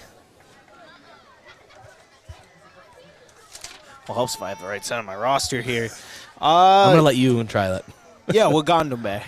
All right. That's right to me. 45 seconds remaining in the first half. Yankton with possession. And right foot headed toward the Brookings net. Is Gage Becker, puts a left-handed foot on it, but it is saved by Brookings at the last second. But there will be a corner kick now for Yankton with 25 seconds remaining in the half. They need to hurry up and get this. Yeah, and Joseph Schmidt possibly there with the play of the night on defense so far. Saban would have just rolled in there for a Bucks goal. Nice play there by Schmidt on defense. And the corner kick is cleared by Brookings. 9 seconds. And another clear. And sends it to the near side, and that will wrap up the first half. Still no score here in the opening round of the Class AA playoffs. It's Yankton Bucks 0, Brookings Bobcats 0. We have the Avera halftime show around the corner here on KYNT, KYNTV. Do you whistle while you work?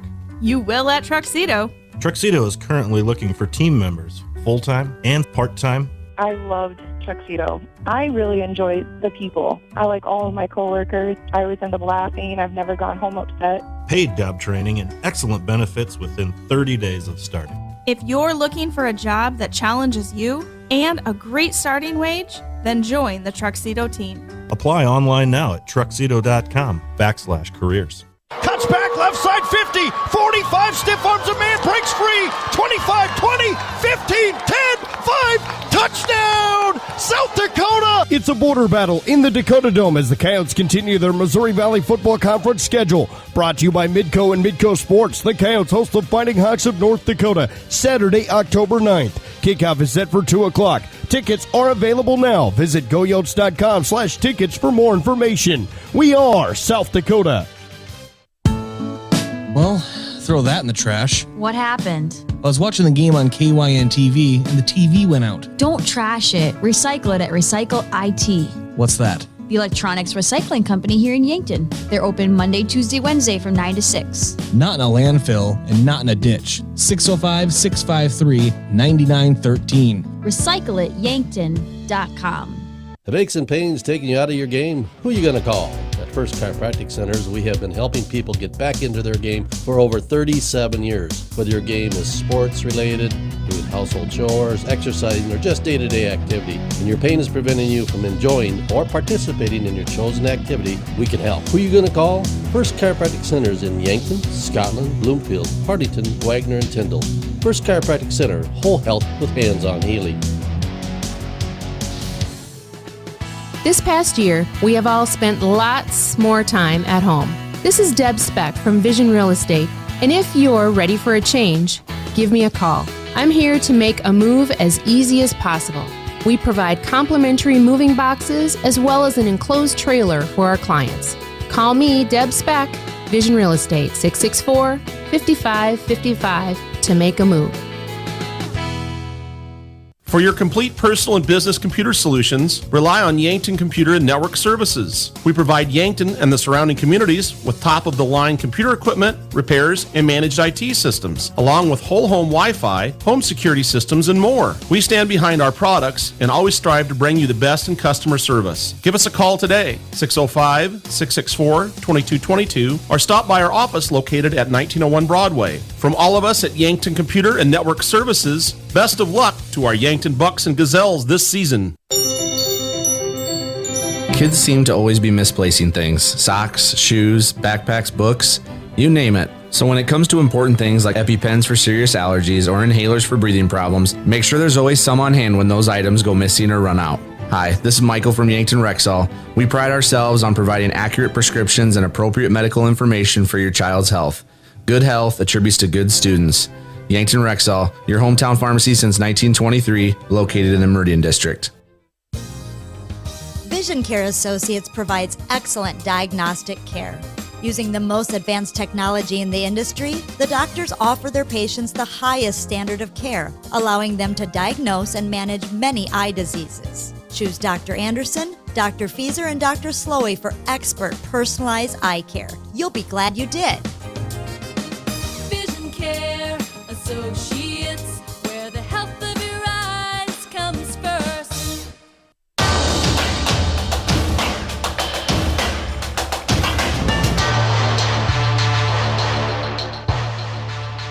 Welcome to the Avera Halftime Show. This is Bryce Ladwig alongside Josh Bolter. And Josh, that first half, we basically saw a tale of two items, I guess you could say. It was the fact that the first half of the first half, and try not to get too micro here, but Yankton had possession basically the entire time. They were really attacking, trying to get it into the attacking box. It seemed like they could do no wrong. They barely, Zachary Lowe's, I think, almost fell asleep in the keep, but eventually in the latter half of the first half, I don't know how else to say that, Brookings started to get more possession time and more looks at the goal. Yeah, you look at it there, and they really started towards the end of that first half there to start pushing in, and it's different. A lot of time you see the Bucks really kind of control things on offense, and it started that way for the longest time in that first half where, like you said, Zach Lose could have sat back there, taken a nap, called it a day.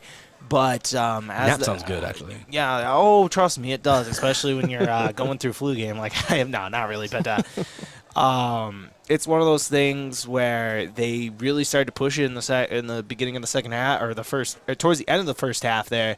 And if you're Coach Dannenbring for the Bucks, that's something you're probably trying to focus on going into the second half, trying to keep things down on your end. And again, another reminder, the Yankton Gazelles season has ended. They fell to Rapid City Stevens 3-0. They're at Sioux Park over in Rapid City. So their season has come to a close. Want to wish the best of luck to those Gazelles seniors. They've had one heck of a career. Most, if not all of them, were involved with the 2019 state championship that the Gazelles were able to secure for this town, and it was an exciting time, and not the way you want to go out, but you know what? There can only be one team at the very end of the season with a victory. Yeah, and it's just one of those things where you got to see a lot of cool things if you're a lot of players on that team. Didn't end the way you wanted to, but, I think they really made a lot of improvements as the season went on. You especially saw it on the defensive end towards the end of the year, especially what they were able to do against Aberdeen Central last week here at Crane. There's a lot of promising young pieces on that team that have a lot of years left to go, so it's going to be exciting to watch that team grow over the next couple of years and develop. I want to thank Yankton Thrive. It's a new approach to the thriving business economy here in the Yankton area. Yankton Thrive is a one source and resource for all your office products, or for all businesses from retail to manufacturing in our area, and the UPS store. They'll help you with everything ing, printing, packing, copying, faxing, freighting, any ing your small business needs, even shredding, notarizing, mailboxing, and of course, shipping. The UPS store of Yankton across from Walmart and Graham Tire. If you notice issues with your vehicle, don't hesitate to call the service experts at Graham Tire. They'll get you in quickly, diagnose your problem, and get you repaired and back on the road. Because they do more than sell tires. That's Graham Tire of Yankton, your auto service and tire store next door. And One Office Solution, the one source for all your office products, including copiers, furniture, and office supplies. One Office Solution, located next to Pizza Ranch on Broadway in Yankton. And finally, Aztec. Coldbrook Pioneer has changed names to Aztec, and change can be a good thing. Aztec is offering a healthy sign-on bonus, wage and benefits, plus walk-in interviews. Build your career with the group that's built to connect from rock to road. Click careers at aztecindustries.com. And we're going to go ahead and take a break. When we come back, we'll have a second half action. This is the opening round of the Class of AA playoffs here on KYNT, KYN TV. Your family is a part of the Hy-Vee family. That's why they're here in Yankton for anything you need. Looking for steakhouse quality beef, fresh produce, and organic options, or the best options for anything else that's on your list? Hy-Vee has the products you're looking for. Convenient aisles online shopping for pickup and delivery, and Hy-Vee deals with coupons and sales to make your shopping budget go further. Hy-Vee, where there's a helpful smile in every aisle. Your family is a part of the Hy-Vee family. That's why they're here in Yankton for anything you need. Looking for steakhouse quality beef, fresh produce, and organic options, or the best options for anything else that's on your list? Hy-Vee has the products you're looking for. Convenient aisles online shopping for pickup and delivery, and Hy-Vee deals with coupons and sales to make your shopping budget go further. Hy-Vee, where there's a helpful smile in every aisle.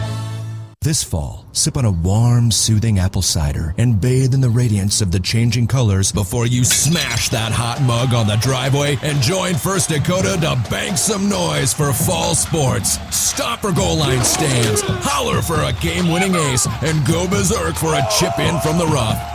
Let's give the home team all we've got. Bank some noise with us at First Dakota National Bank. Open a new account online today at firstdakota.com, member FDIC. Fall sports are in full swing. Unfortunately, with them may come injury. The Yankton Medical Clinic provides patients with the latest technologies and procedures in orthopedic care. Orthopedic surgeons, Dr. Brent Adams and Dr. Jeremy Kudera, specialize in athletic injuries, including fractures and sprains, shoulder, ankle, and knee injuries, and more. They'll have your favorite athlete back in the game in no time, offering the highest level of care right here at home. Call the Yankton Medical Clinic today. So much care, so close to home.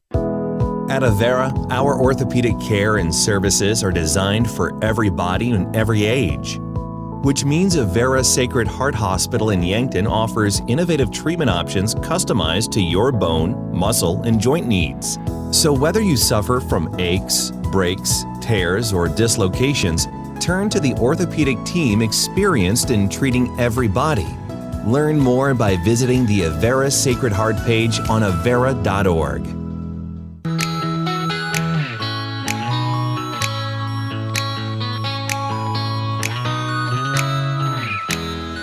Welcome back to Crane Youngworth Field. I'm Josh Bolter, joined by KYNT Sports Director Bryce Ladwig. Let's get it going here. Second half action here in the Class AA playoff tournament here as we have a 3 versus 14 matchup as the Bucks are taking on Brookings here. We are tied at 0 in the second half. Brookings had a good look on the goal there, but Zach Lose with a big save as we come back from the break. Just a couple minutes into this one in the second half. Park now trying to get this one up the center channel. Kirschner passing it up over to, looks like that's Huber in on that one. That was going to be kicked all the way down to the goalkeeper there. That's going to be number 1. Tyler Sprang making another save. Once again, these two goalkeepers having an incredible matchup so far, going back and forth, both with a couple nice saves. This one booted up in the sky now by Talon Everding. You mentioned the goalkeeper. Zachary Loest had the one big save where he really had to reach toward that crossbar, but it's Sprang who's had to come out of the net multiple times to try to charge balls as well as just a couple dives. Making a push now is James Park. He's taken it in the attacking box with a head of steam, and that's knocked out of bounds. Out the back of the attacking box there. It looks like it's going to be a corner kick here for the Bobcats. Once again, really pushing the issue early on offense here in the second half. And, you know, once again, both these teams making it difficult once you get inside that attacking third. This corner kick's booted out towards the right flank. Shot no good there for Brookings. Hard to see from here who it was on that one. Either way, though, Brookings trying to make a push. Is now Yankton possession. Bindi now up to Knuckles. Back over to Hebda on the right flank. Hebda sends it back to Bindi in their own attacking box. Bindi misses Jensen there, but Jensen's able to chase it down, passes it up, and down the left flank there, looking for Beats. My apologies, that's Gavin Fortner. Schmidt making a bit of a push here on the right flank. Back over to Everding. Bobcats trying to make a push up there into the center channel towards that attacking box, but it's booted back out by Bindi. Everding now trying to pass it in to James Park. Stolen there by the Bucks, and Bucks have a couple numbers here, making a push, going toward Becker on the left flank, blocked. Making a sliding save there is, looks like it's number 19, Rylan Eady. Now as Kiji Numata makes a push, that one blocked by Yankton. Pushing it now is Park. Park now over into the right half space. Park gets it once again and boots it deep down the right flank.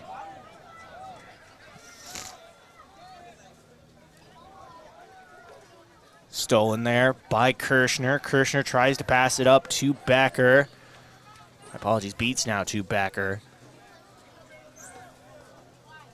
And Yankton now showing more signs, trying to get that possession. But Brookings really has turned a corner as far as being able to get into the attacking third. Yeah, and now Yassett with it in the right flank. And you talked about that, really doing a good job of that. Not so much so far in the second half, but really a lot in that first half, doing a good job here. Now is taking the shot, no good. Looks like it was Milo Johnson in on that one. Once again, his score will stay at 0. We're just a few minutes here into the second half. This one rolling down. Jensen with it. Making the run now is Everding. Or my apologies, that's number 19, Rylan Eady in on that one. Eady trying to pass it into Park in the center channel. Blocked there by Becker. Knuckles booting this one deep down the center channel. Header there, bounced off the head of Numata. And it's picked up by the goalkeeper, Tyler Sprang, once again. He's having one heck of a game. Yeah, both these goalkeepers really are doing a good job. And, you know, that plain and simple, that's why we're tied at 0 here. Both goalkeepers doing a really good job in this one. Yassett with it, trying to pass it to Beats. Just misses him, but Beats is able to recover. Back over to Hebda, trying to find Beats, and Beats misses it, and I think fell down, and he's holding his leg there. Looks like he maybe pulled something. He's still kind of limping over there. So now it'll be Bobcats' possession. That's knocked out of bounds there by Everding. Hebda throwing it in over to Johnson. Johnson back to Hebda. Hebda now resending it over to Bindi. Bindi passes it to Johnson. Now kicks it over to Kirschner in the left half space. Kirshner making a bit of a run here, taking his time, trying to find somebody. Looks for Yassett down the center channel, but that header looks like it was there from number 40, Carter Johnson, in on that one. Beats with it now, pass into Knuckles in the left half space. Knuckles trying to get something going here, blocked by Brookings. Park over into the right flank now. Park with it, back in the right half space, blocked by Becker. Becker trying to get it up the left flank, but it looks like it's going to be stolen there by Park. But there's going to be a whistle. Looks like it'll be Bucks possession.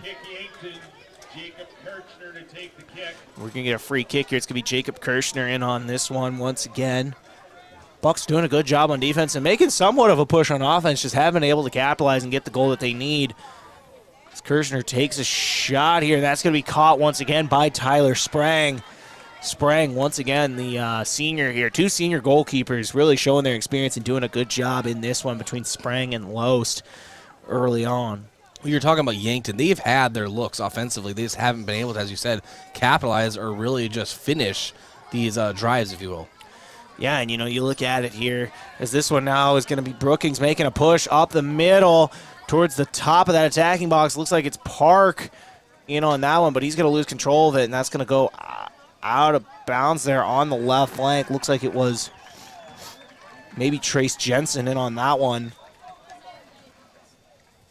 Into the Bobcat lineup, number 14, Junior Eberline. Junior Eberline checking into this one here for Brookings.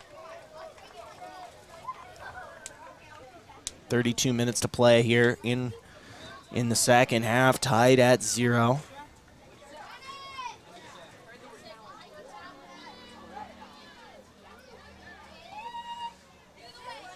Passing in, looks like it's number 13 there, Derek Brailer.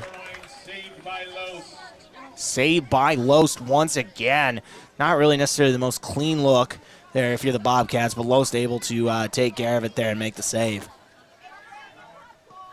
A save is a save. Absolutely.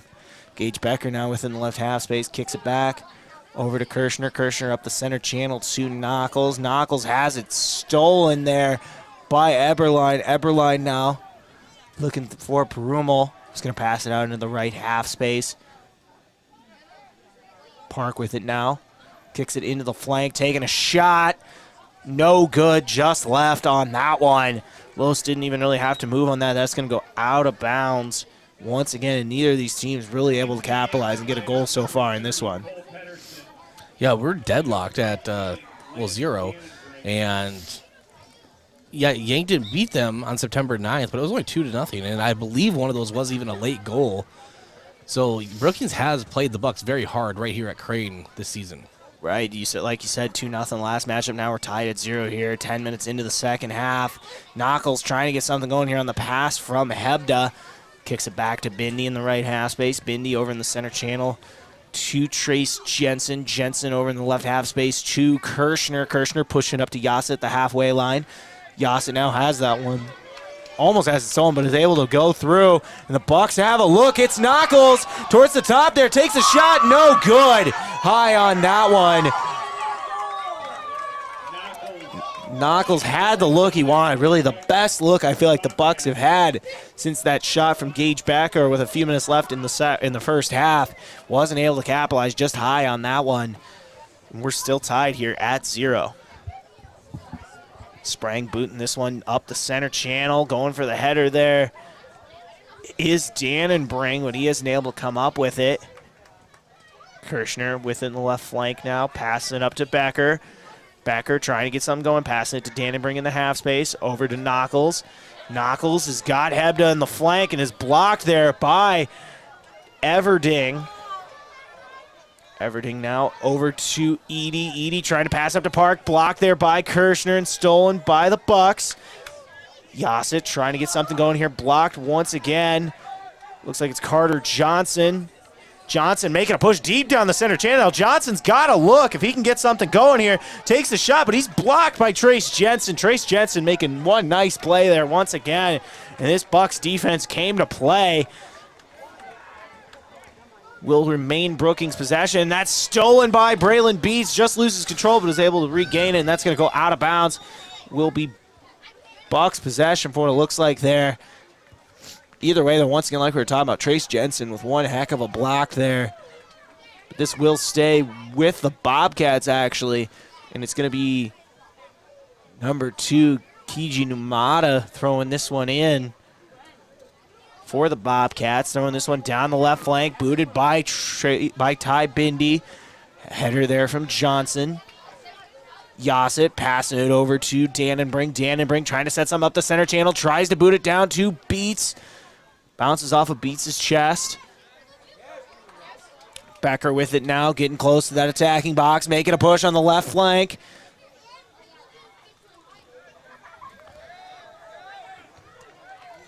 This one now looks like it's going to go out of bounds. Looks like it might be Bucks possession. Actually, it's going to be Bobcat possession here, throwing up the right flank. Looks like it's Park in on it. Becker now boots this one, but Johnson's going to recover here for Brookings. Blocked by Kirshner on the pass. Kirshner with it now.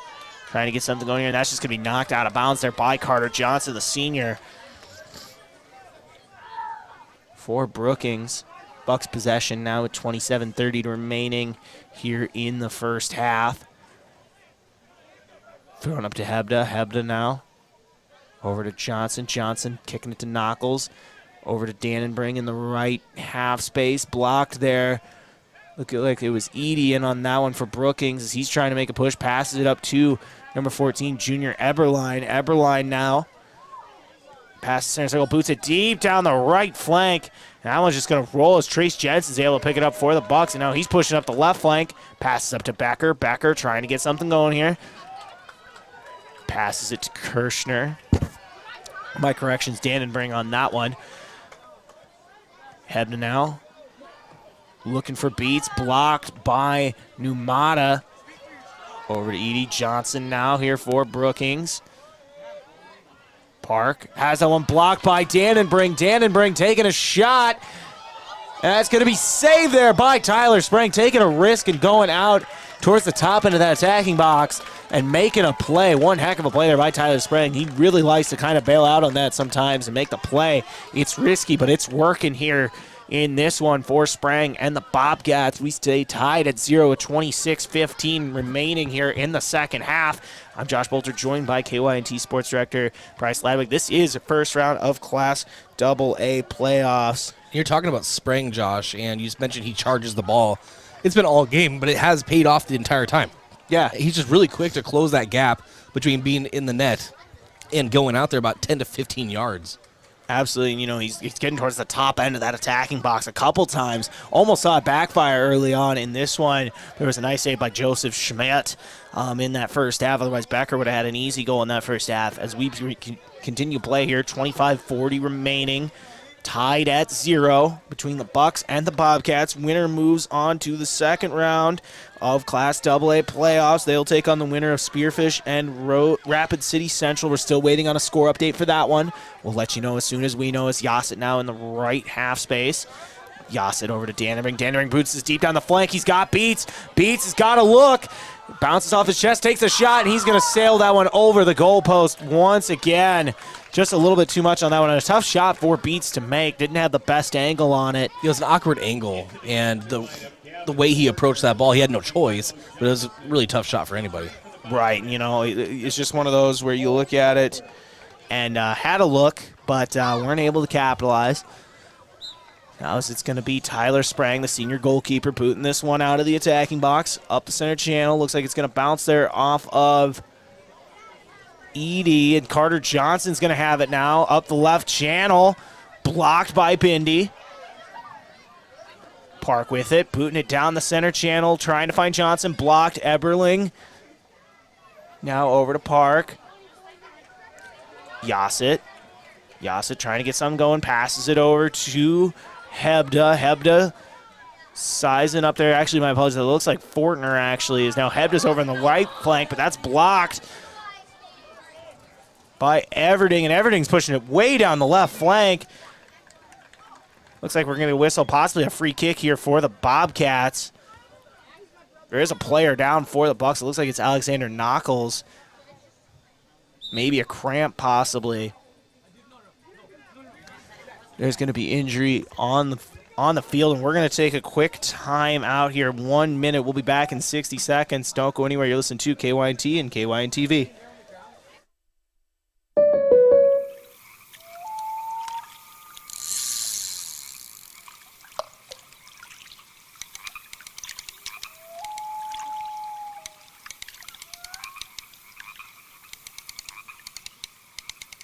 This moment of relief brought to you by your local State Farm agent, Rhonda Westland, who also brings relief with all your auto insurance needs.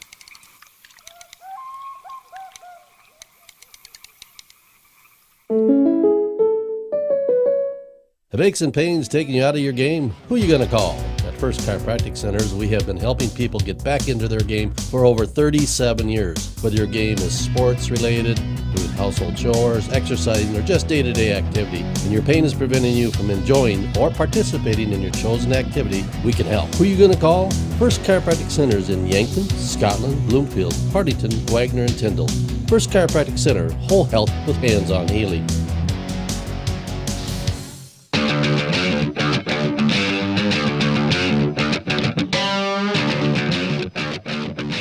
Welcome back on KYNT as well as KYN TV. I'm Josh Bolter, joined by KYNT Sports Director Bryce Ladwig. You're watching / listening to Class AA soccer playoff action. We're in the first round here. It's 3-seed Yankton taking on 14-seed Brookings, as we're tied at 0 here with under 24 to play.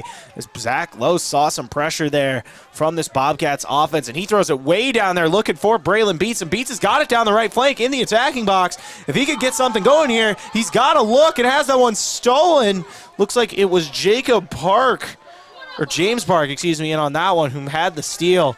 Either way, though, Zach Lowe setting up Beats on that one. You thought for a second there Beats might have had the look he wanted. It's rare that, I don't know how rare, but I feel it's pretty rare that a goalkeeper gets an assist. Yeah, I feel like it's got to be a special occasion there, and we almost saw it from a special goalkeeper. He's been doing a great job all season. We've talked about it. 7 straight matchups. Zach Lowe has not given up a goal, trying to make it 8 in a row. Last time he gave up a goal was a loss, 1-0 against Brandon Valley. It's Yassett now with it in the right flank, trying to get something going, passes it up to Hebda there, and that's just going to be knocked out of bounds. Looks like it was Carter Johnson who booted that one out. Either way, though, the Bucks got something going here. They're in the attacking third with under 23 to play. Milo Johnson with it now, trying to has a shot there, blocked. It's going to be Joshua Park booting this one back up over to Edie. Edie now over to Everding, and that's blocked there. Looks like it was Dannon Bring in on that one, and that's going to roll out of bounds once again. Zach Hebda throwing this in here for the Bucks. Once again, tied at 0 with 22:30 to play. Winner will take on the winner of Spearfish and Rapid City Central. We're still waiting for scores on that one. We'll let you know as we find out. That match will happen Saturday. If the Bucks win, they will have it here at Crane Youngworth Field. No matter who wins, this one shot on goal is good, but it looks like there's a whistle, possibly for an injury there. Shot no good after that one. Was it wide? No, it went in. They're just call. It looks like there was an injury or something like that because the ref flashed up the X. Either way, though, I don't think the goal is going to count, but Beats had that one in. Looks like there might be a penalty kick here coming or something like that. Bucks didn't get it there, but they're going to get a second shot.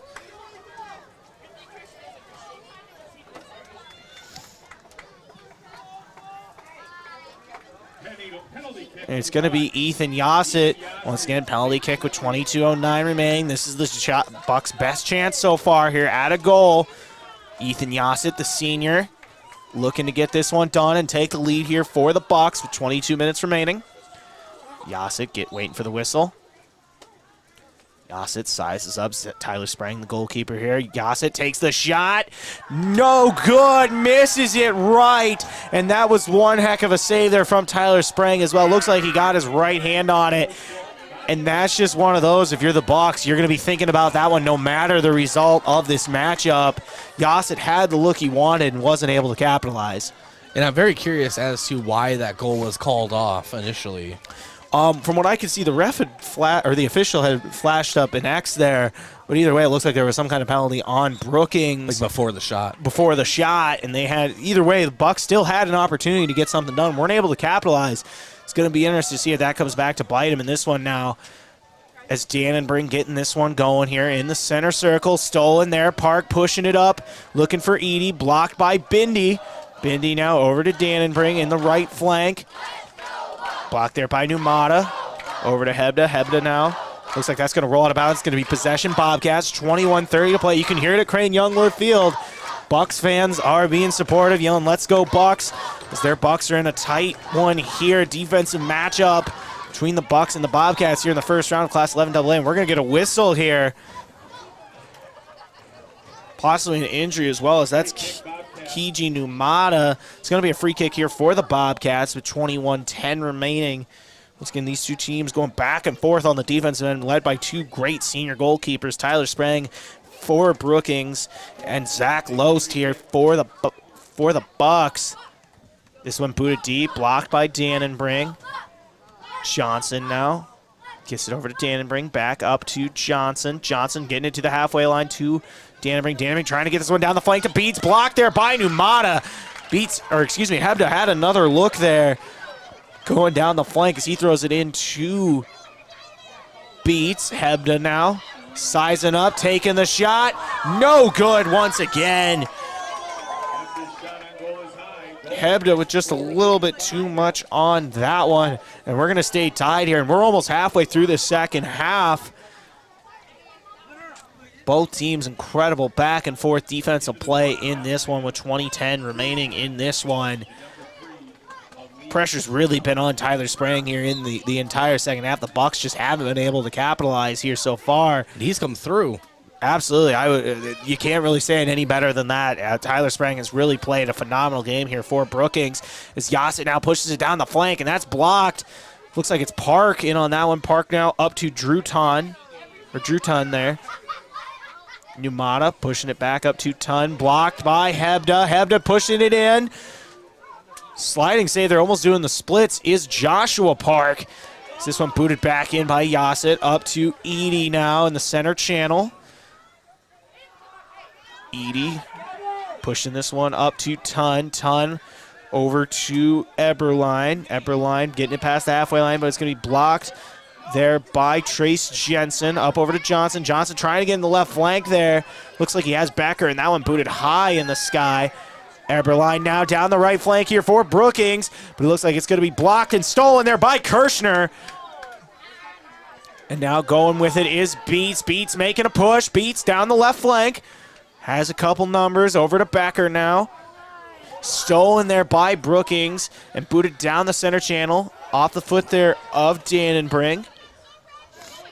Dannenbrink now takes the shot there. Looks like it bounced off a Brookings defender. Looks like it was number 15, Joseph Schmidt. It almost threw off Tyler Sprang there for a second, but Sprang recovers and makes the save. Once again, we're still tied at 0 with 18:40 to play.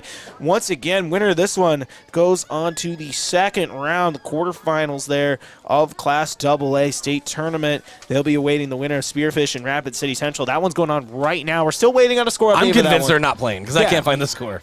That being said, we do have some other score updates for you. Aberdeen Central beats Sioux Falls Roosevelt 8-0. They're going to be playing Sioux Falls Washington in the second round as they won 3-0 over Brandon Valley. And this is Class AA boys. Yes, this is Class AA boys. Rapid City Stevens 10-0 over Watertown. That was a 2:15 matchup. And the Sioux Falls Lincoln escapes over Pierre 1-0 in a 7-10 matchup as well. Those are what we know so far. Gazelles fell 3-0 against Rapid City Stevens, ending their season. But either way, some exciting soccer action here today. As that shot no good, but it's going to be Hebda with it, booting it high in the sky there. Numata with the header. And that's going to roll out of bounds with 18 minutes to play. It's going to be Bucks possession. Yassett into Hebda. Hebda's got to look, but it's sent back out there. Looks like it was Drew Tun. And on that one, Bindi now with it, passing it back to the halfway line, over to Trace Jensen. Jensen down to the left flank. Looks like that is Beats. Beats now over to Becker. Becker trying to pass it in. That's stolen once again here by Brookings. It looks like it was Noah Braceno in on that one. Braceno, a junior. Hebda looking for Yasit, stolen there by Numata. Numata trying to push it down the left flank. Numata blocked there by Ty Bindi. Once again, stopping a push. Incredible defensive play from these two teams. 17 minutes remaining. We're still tied at 0 here. Once again, this is a 3-14 matchup. These two teams did play on September 9th. Yankton won that one 2-0 here at Crane Youngworth Field. Dannenberg now with it at the halfway line, passes it back over to Jensen. Jensen now sends it to Bindi. Bindi pushing it back up. Bindi back over to Jensen. Jensen trying to get it down there to Beats. My correction, that looks like that's Fortner in on that one. Fortner now making a push, booted back up there by number 7, Mitch Ardrey. Dannenbrink trying to get something going there. Nice header from Numata. Had to jump high in the sky for that one. Dannenbrink resets, takes a shot. No good, just misses right on that one. Lance Dannenbrink with almost the shot of his life. Just misses on that one. Barely missed that goal. Inches. Can't get much closer than that, no. With 16:10 remaining, we are tied at 0 here between the Bucks and the Bobcats. It's going to be Tyler Sprang kicking this one back into play. 16 minutes to play. Tied at 0. Header there from Hebda. Yasit now with the header. Beats Lissow and bounce off his chest. Tries to get over Dannenberg. Dannenberg lose control, and that's stolen there by Wongo Dambi. This one passed down to Becker. Becker taking a shot. Save once again by Sprang. Sprang has had one incredible performance, especially in the second half. Really been tested a lot and gets it done there as he passes it back up. That one's going to go way past, and it's going to be Jensen chasing this one down for the Bucks. Over in the left half space now, and he's going to lose control as Jacob Kirshner. Now, this might be the break that the Bobcats need. Finally been able to flip the field as they've been really down in their own attacking third over this entire second half. Maybe with a chance here to flip the field and get something going here. Maybe test this great goalkeeper for the Bucks. Zach Lowe, that one blocked there by Yankton. Goes back up the center channel. Johnson now over to Drew Tunn. Stolen by Beats.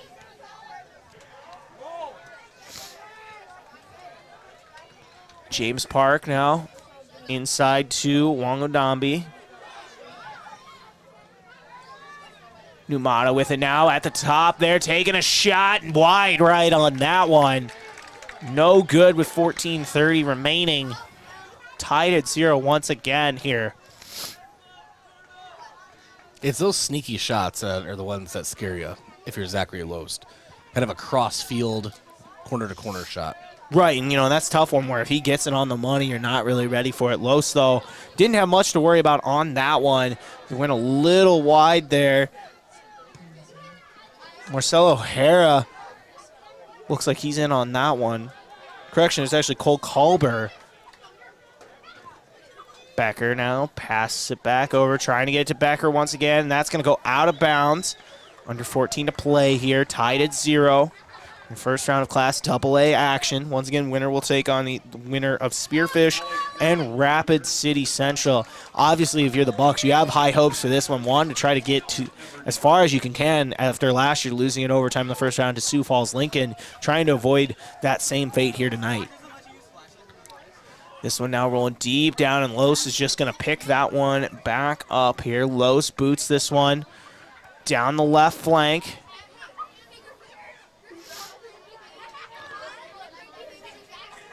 No, Brookings is a scrappy team, and they're showing that right now. They're hanging in there with the Bucks. Still knotted at 0, as you have said.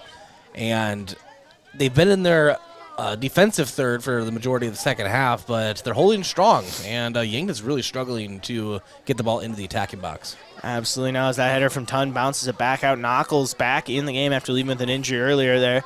Header from Dannenbring.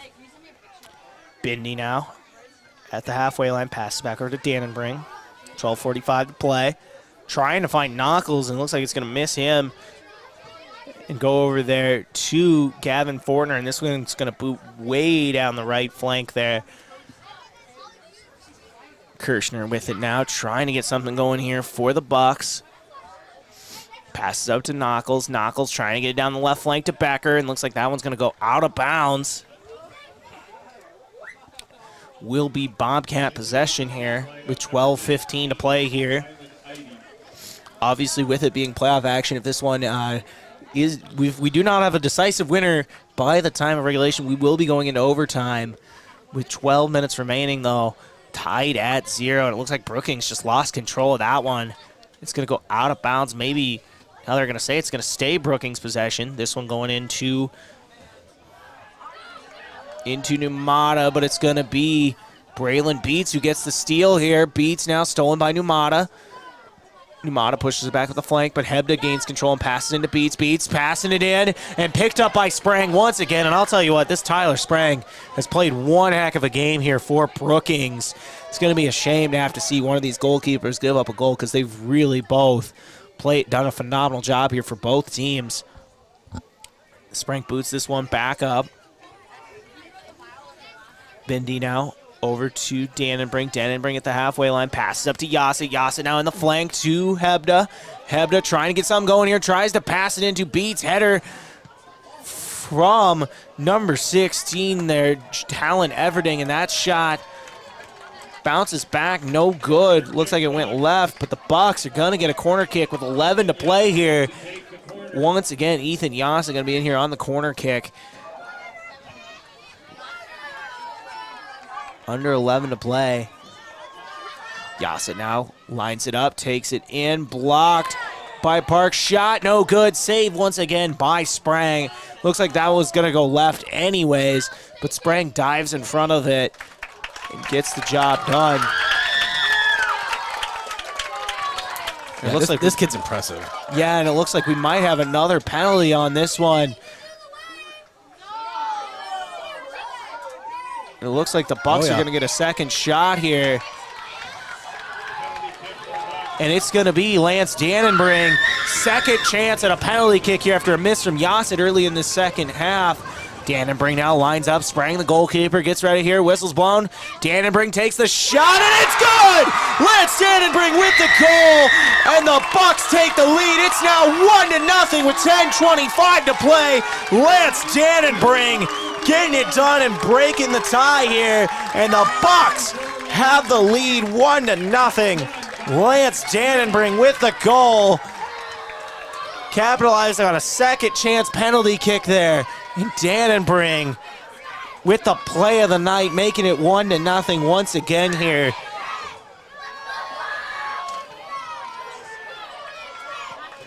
Dannenbrink, just a sophomore, getting it done there when he was needed most.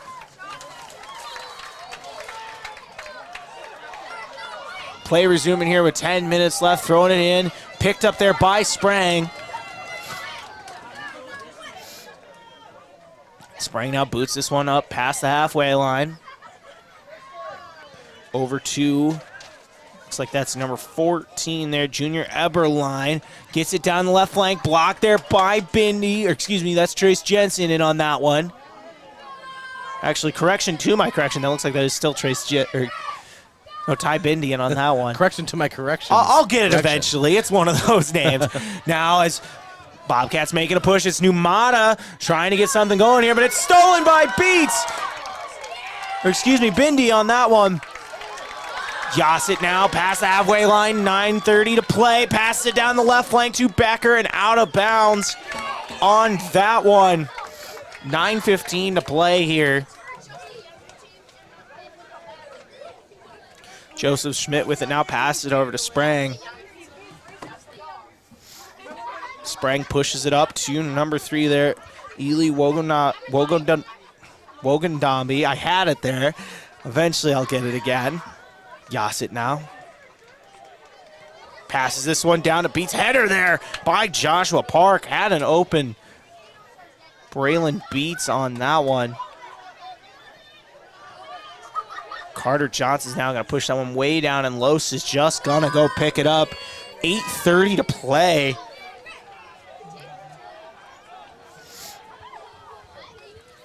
Los now passing over in the left flank to Kirshner. Kirshner up to Dannenbrink. Dannenberg now over in the left flank at the halfway line.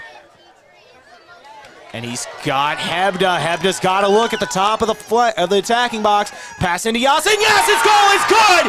And Ethan Yassett makes it 2-0 there on the pass from Zach Hebda. And now the Bucks are fully in control. Now we're at 2-0 here with 8:11 to play. Ethan Yassett with the goal once again. And the Bucks are starting to open this one. Ethan Yassett once again, now 2-0 here. Bucks lead, trying to close this one out and move on to the second round. We're still waiting to see what the score is from between Spearfish and Rapid City Central. If the Bucks hold on here, they will have a second round matchup here at Crane Youngworth Field. That's going to be on Saturday. We'll let you know what time that is as soon as we know as well.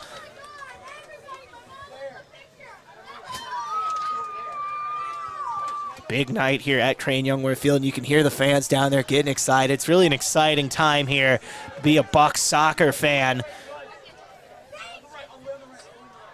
This one by Numata, blocked there by the Bucks.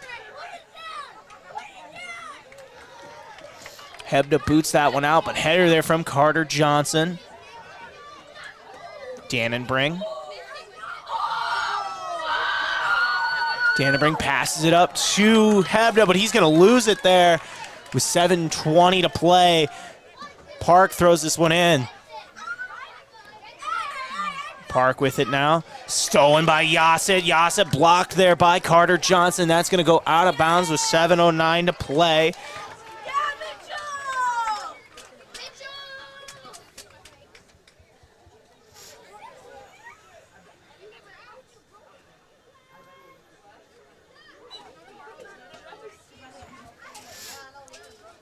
Hebda with it now, passing up to Yassett. Yassett over to Bindi. Bindi passes up to Trace Jensen. Jensen over to Kirshner. Kirshner passes up the left flank to Knuckles. Bucks trying to kill time now. They're up 2-0 with 6.5 to play. Look like they're on their way to finishing this one.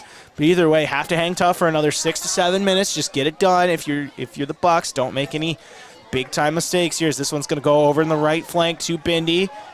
Bindi now pushing it past the halfway line and just passes it down. And he says, fine, go ahead. Take that one if you're Tyler Sprang, who's really only made one mistake on the night. Has had an incredible effort here for the Bobcats. Outside of one play there where Yassett was where it was an incredible pass from Yassett, or excuse me, from Hebda to Yassett. 6 minutes remaining now as Dannenberg passes this one up to Becker. He's got beats if he wants him, as well as Hebda. But he's going to take his time, take the shot himself. Caught there by Sprang. Once again, under 6 to play. Tyler Sprang with another save. That being said, it might not be enough as the Bucks lead 2-0 with 5:45 remaining. Dannenberg now up to Knuckles. Over to Beats. Beats trying to get it back to Knuckles, but that's booted back out by Carter Johnson. Header there from Eberline, trying to get over to Edie, but it's going to be Kirshner who steals this one, pushed up the flank to Becker. Becker blocked on his pass attempt. Looked like he was looking for Fortner. 5:25 remaining. This one now passes up to Dannenberg. Dannenberg over to Hebda. Hebda's got a look on the flank there on the right side. Passes it into Yassett. Tries to take a shot. Picked up once again there by Tyler Sprang. Score stays 2-0 Bucks. So once again, winner moves on to the second round of Class AA playoffs. So when passed in now, Eberline with it. Yassett with tight defense. Johnson now at the halfway line. Blocked by Knuckles. And passed down by Park. Hebda now gets it down there over to number 2, Kiji Numata. Numata now making a push down the center channel. Blocked by Bindi and booted back out by Dannenberg. And this Bucks defense, once again, has just been phenomenal here. You look at 7 straight matches where they haven't given up a goal, possibly on their way to 8. And it really just shows how good this defense is. If they can get a couple scores, you got to feel safe if you're the Bucks in every match. And they're solid. And, another thing is they're actually comfortable in their defensive third. They don't freak out. They don't allow anything easy. They understand that they can't play the entire game in the attacking third, so they do what they have to do in the defending third, and they're very solid working as a team. Johnson now passes this one up to Edie. Edie now over to Numata. Numata getting in the flank there. Looks like it's Edie. Passes into Everling, and shot is no good. High on that one. Los didn't really have to do much on that one with 3:45 to play. And the Bucks, like I just said, are 3:45 away from moving on to the second round after last year suffering a heartbreak in the first round, losing in overtime to Sioux Falls Lincoln. Trying to avoid that same fate, and it looks like they are well on their way to doing that here with 3:30 to play. Once again, stay tuned for the post-game show. We'll have an interview with Coach Dave Dannenbring here after he's done talking to his team.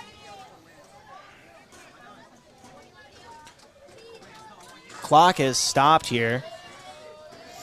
See what's going on.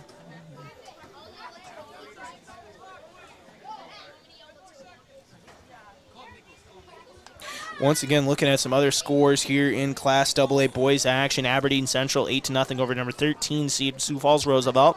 They'll be playing Sioux Falls Washington in the second round as they defeated Brandon Valley 3-0. Also, Rapid City Stevens, the 2 seed, with a 10-0 victory over Watertown. Sioux Falls Lincoln with a 1-0 victory over 10 seed Pierre in the first round as well. We're waiting on word from Spearfish and Rapid City Central. Winner of that looks like they'll be headed here to Crane Youngworth Field on Saturday. We're not sure of the time or the opponent yet, but once we know, we'll kind of get that out there for you guys throughout the week. Obviously, we'll have coverage of that on Saturday. It's going to be awesome. You know, a lot of big-time sports coming up this weekend. The Bucks here at home for football, as well as Bucks soccer action, and then Mount Marty football this weekend as well will be taking on Dordt. So a lot of good stuff going on. And if anyone knows that score, go ahead and comment it in the YouTube yes, comments section. I cannot find it right now. I was going to say, Bryce has been looking all over Twitter, texting all his sources, all that good stuff. And we're not able to find it yet, but once we know, we will let you know. This one, Bobcats making a charge. It's Numata. Numata passes it back out to Eberlein. Eberlein now trying to get it going. Blocked by Yassett, and this one's going back out with 2:40 remaining. And this Bucks defense steps up once again. And now with it is Beats. Looks like there's a whistle here. 2:30 to play.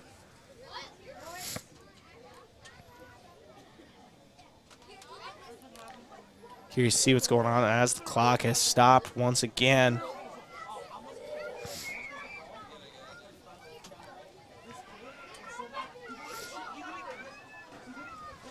Again, I'm Josh Bolter, joined by Sports Director Bryce Ladwig. You're watching this on KYN TV as well as listening on 102.1 FM and AM 1450 KYNT. Bucks just 2.5 minutes away from advancing here to the second round of the Class AA playoffs here. The boys Gazelles fell 3-0 earlier today. Their season ended against Rapid City Stevens. And we have a Brookings Bobcat, I believe, leaving the field to play. Because Trevor Woods, the athletic trainer, is out there. So didn't really see who it was on that one. 2:31 to play here once again. Bucks so close to closing this one out and moving on to the second round. Once again, they'll be taking on the winner of Spearfish and Rapid City Central.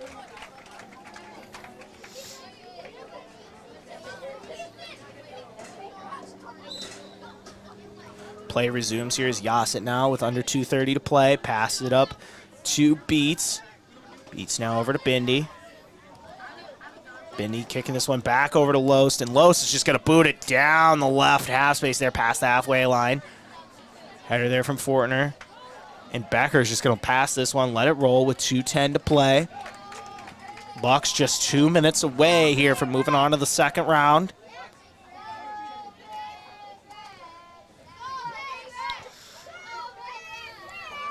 Thrown in now to Carter Johnson for Brookings. Everline trying to get something going there. Boots it down the center channel. Looking for Numata. Blocked by Bindi. And booted back up by Jensen.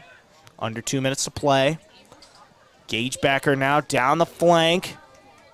And that's going to be booted out of bounds there. It looks like it's number 25, Noah Braceno, in on that one. Booting it deep into the corner there and taking it is Brookings, passing up to Eberline. Eberline now passing it up.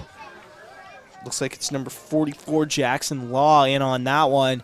Numata chasing after now and sent back out of bounds by Trace Jensen with 1:10 to play. And the Bucks up here well on their way to a 2-0 victory here over Brookings with 1 minute to play. Park now trying to get something going. Stolen by Yassett. And this defense, once again, getting it done when they need to.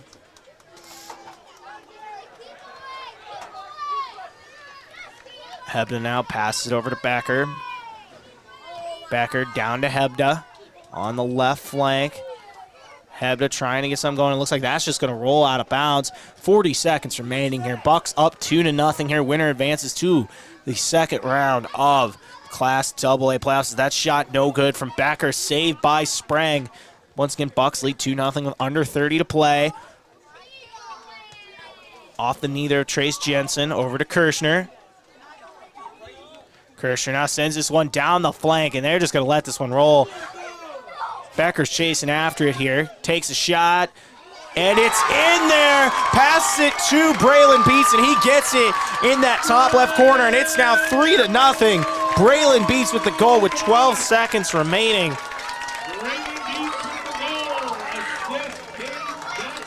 Gage Becker with one heck of assist. And it really feels like the Bucks have opened it up here in these last few minutes of the second half with 3 goals in the last 11 minutes, really getting it done on the offensive end. And it really started with that penalty kick from Lance Dannenbring with 10:48 remaining. Now the Bucks just 12 seconds away from moving on to the second round. As Drew Tunn's going to get this one, 10 remaining. Boots it down deep. Blocked there and sent back up in the sky, and the Bucks are gonna do it and move on to the second round here. The 3-0 victory over the Brookings Bobcats, and they will move on, waiting the winner of Spearfish and Rapid City Central. That's gonna do it for this one. We're gonna come back with your post-game show as well as an interview with Coach Dave Dannenbring. Don't go anywhere. You're listening to KYNT as well as KYN TV. Vision Care Associates provides excellent diagnostic care. Using the most advanced technology in the industry, the doctors offer their patients the highest standard of care, allowing them to diagnose and manage many eye diseases. Choose Dr. Anderson, Dr. Fieser, and Dr. Slowey for expert personalized eye care. You'll be glad you did. Vision Care Associates, where the health of your eyes comes first. Your family is a part of the Hy-Vee family. That's why they're here in Yankton for anything you need. Looking for steakhouse quality beef, fresh produce, and organic options, or the best options for anything else that's on your list? Hy-Vee has the products you're looking for. Convenient aisles online shopping for pickup and delivery, and Hy-Vee deals with coupons and sales to make your shopping budget go further. Where there's a helpful smile in every eye. Fall sports are in full swing. Unfortunately, with them may come injury. The Yankton Medical Clinic provides patients with the latest technologies and procedures in orthopedic care. Orthopedic surgeons, Dr. Brent Adams and Dr. Jeremy Kudera, specialize in athletic injuries, including fractures and sprains, shoulder, ankle, and knee injuries, and more. They'll have your favorite athlete back in the game in no time, offering the highest level of care right here at home. Call the Yankton Medical Clinic today. So much care, so close to home. Your family is a part of the Hy-Vee family. That's why they're here in Yankton for anything you need. Looking for steakhouse quality beef, fresh produce, and organic options, or the best options for anything else that's on your list? Hy-Vee has the products you're looking for. Convenient aisles online shopping for pickup and delivery, and Hy-Vee deals with coupons and sales to make your shopping budget go further. Where there's a helpful smile in every eye. You've received a call or text message indicating there's a problem with your cell phone, your taxes, your Medicare benefits, or your utilities, and the only way to get it cleared up is to either put funds on a gift card or send cash. All of these are scams designed to obtain your hard-earned funds. Contact the Attorney General's Consumer Protection Division at 1-800-300-1986. Another red flag is the call or text comes in after work hours or on the weekend. Don't become a victim. Let Consumer Protection do some checking for you before you send any funds. Showtime! When you're ready to root on the home team, make sure the celebration includes 1919 root beer. 1919 is brewed in small batches with only the finest ingredients, real sugar and real vanilla. The unique recipe and these choice ingredients make 1919 the creamiest, full-bodied draft root beer available. In addition, 1919 is alcohol-free and contains no corn syrup, gluten, or caffeine and should be served cold or over ice cream. Available in 12-packs and single-serve cans at grocery, convenience stores, and restaurants. Try it today.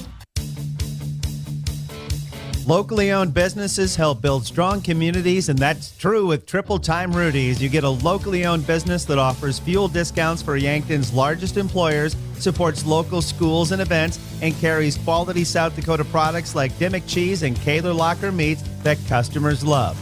Triple Time Rudy's is conveniently located at 17th and Broadway for your daily fill-ups and convenience needs. So pull in to Triple Time Rudy's today. At Culver's, we cook our butter burgers pretty much the same as you would at home, only our 3-cut blend of fresh beef will do. Then you'll need to master our signature press and sear technique. You may want to practice a few thousand times. Add real Wisconsin cheese, top with a lightly buttered toasted bun, and serve yourself with a big warm smile. Better yet, come to Culver's and leave the whole cook-to-order butter burger thing to us. Welcome to Delicious. Culver's in Yankton, located at 3208 Broadway Avenue.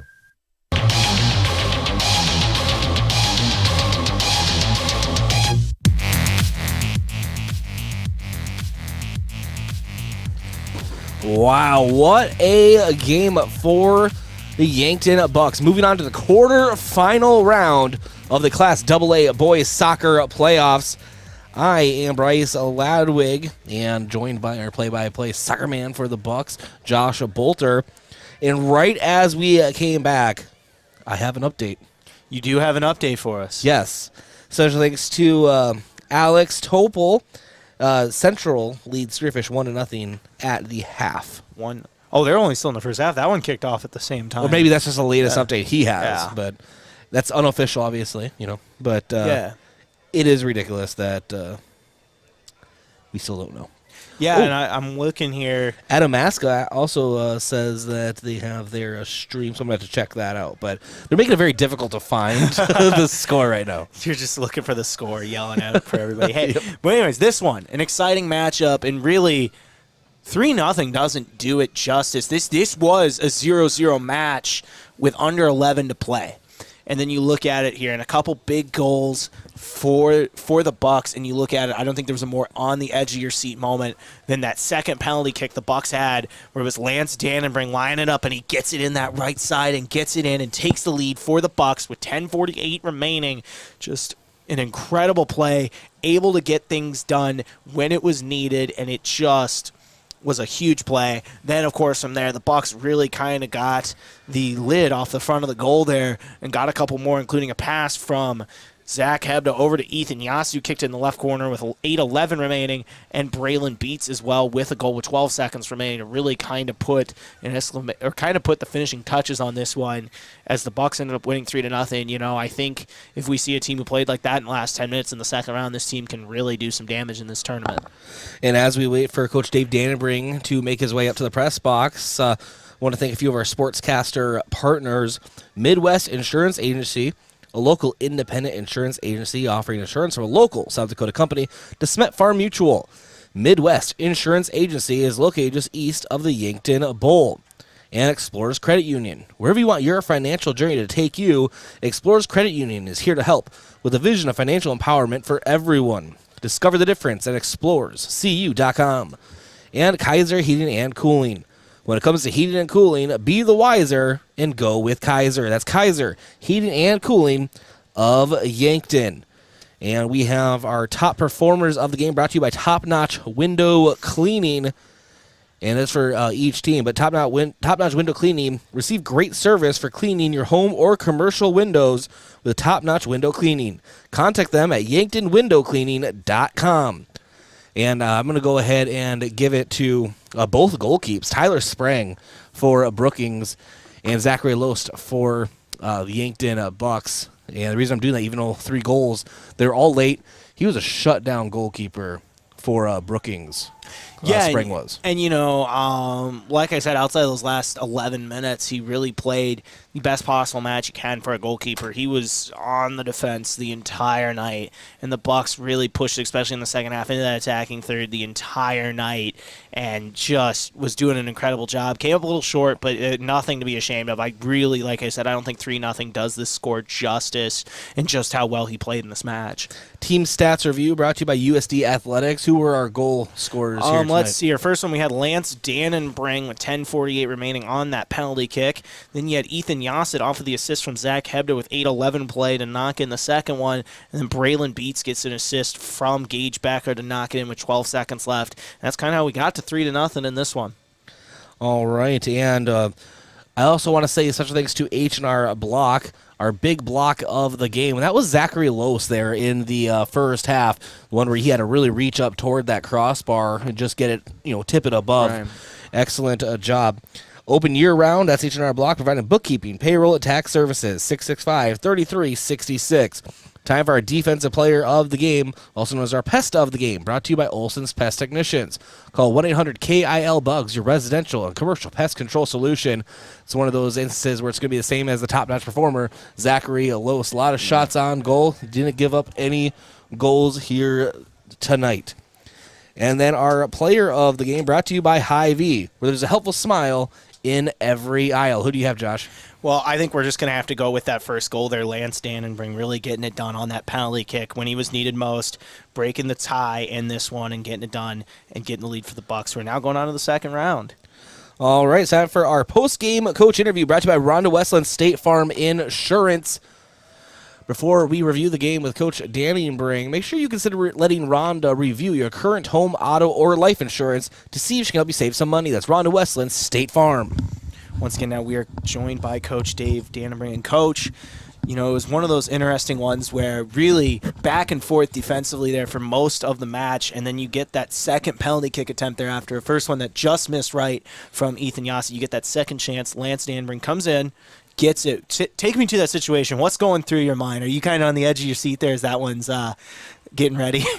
Well, I like how you said it was interesting. Well, that's putting it nicely.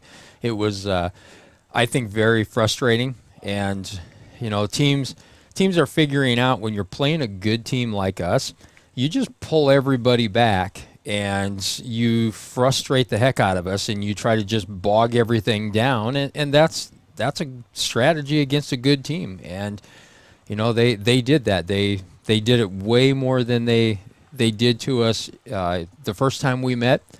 But, that's the great thing about you guys coming out here and broadcasting these games is that everybody can watch them. Mm-hmm. And everybody's learned, well, that's what we're going to have to do, because if we let the field open up, we're going to run through them and we're going to score goals. And it just gets frustrating, and then we start going back to the boot ball, trying to make those long corner runs.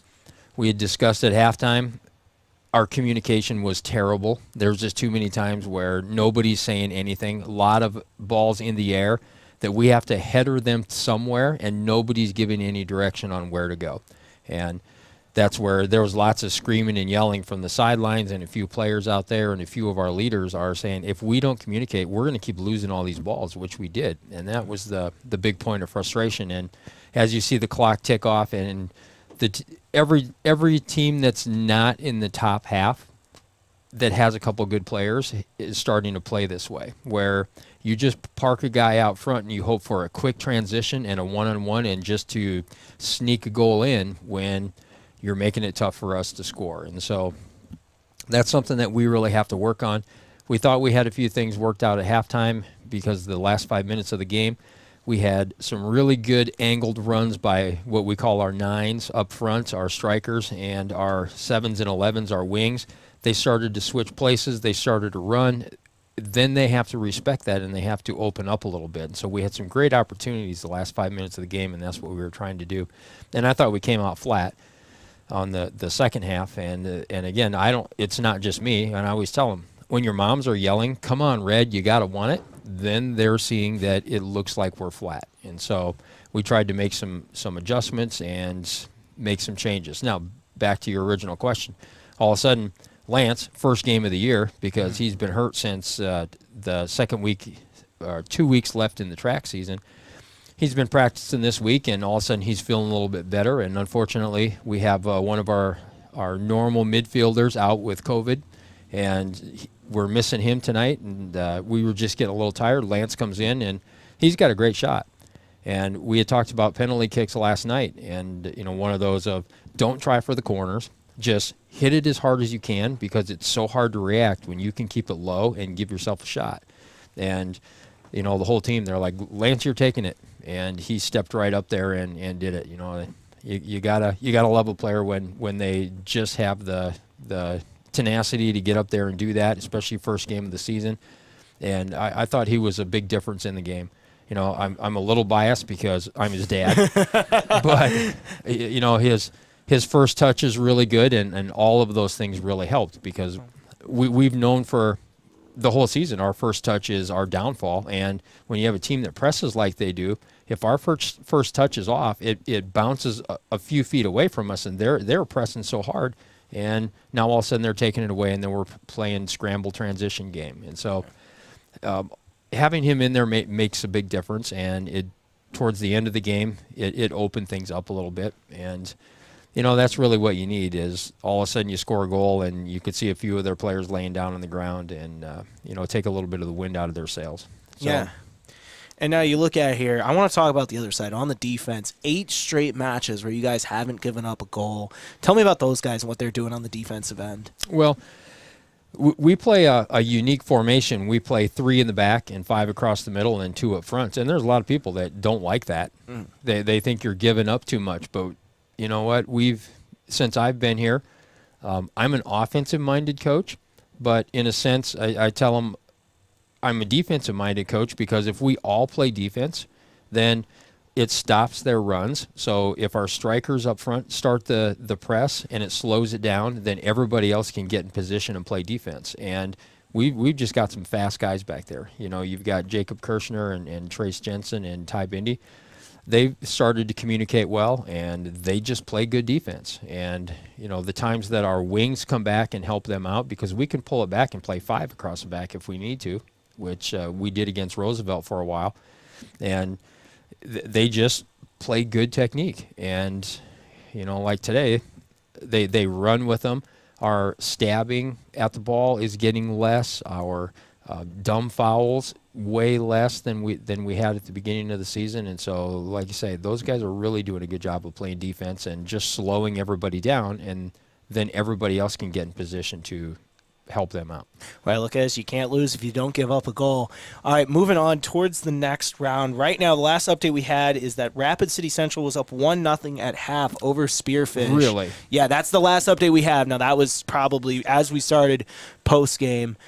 What are your thoughts going into that next matchup, and what do you guys think you need to work on going into the second round? Well, I just told them we're going to be out here on Crane tomorrow, and everything that we've been working on the past 6 weeks is communication, quick passes. Our passes are still way too casual.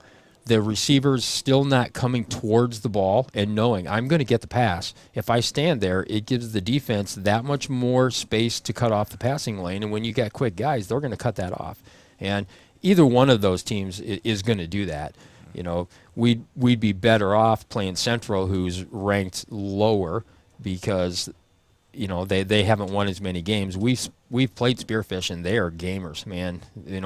I call them West River scrappers, man. They will scratch and dig, and they will come after you, which they did, when we went out there early in the season.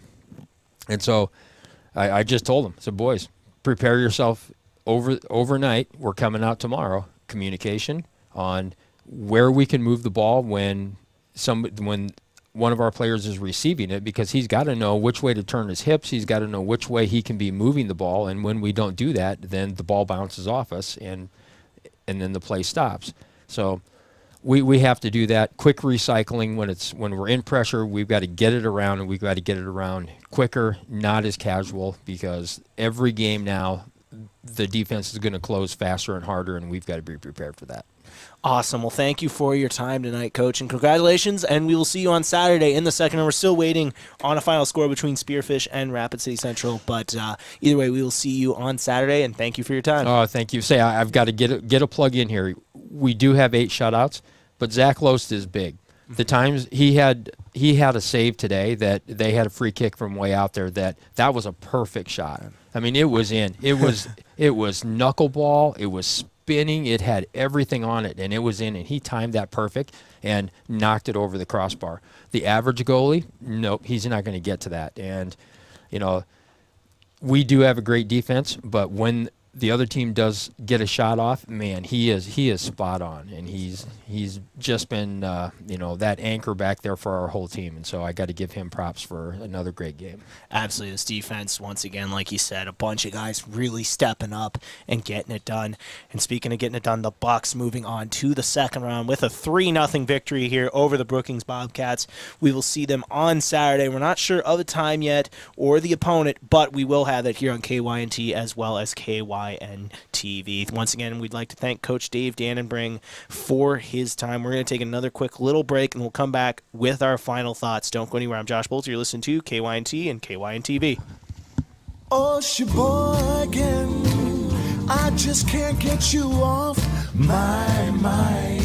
A quick family meal doesn't always mean a stop at the drive-thru window. After a busy day of running, just light up the grill and put on some Sheboygans. Sheboygan brats, natural casing wieners, or all-beef stadium or quarterback hot dogs make a quick, easy, and delicious meal. The way it tastes is simply divine. I got Sheboygan on my mind. Sheboygan. What does your phone and an auto show have in common? When you go to BillionAuto.com, everything. Start searching over 7,000 vehicles instantly. Chevys, Kias, GMCs, Toyotas, Fords, Hondas, Rams, and much more. Plus, negotiate your best deal on all pre-owned vehicles and apply for credit pre-approval all within a matter of minutes. 17 new car brands and thousands of used cars all in the palm of your hand. It's like an auto show every day at BillionAuto.com. All applications accepted. Not all will be approved.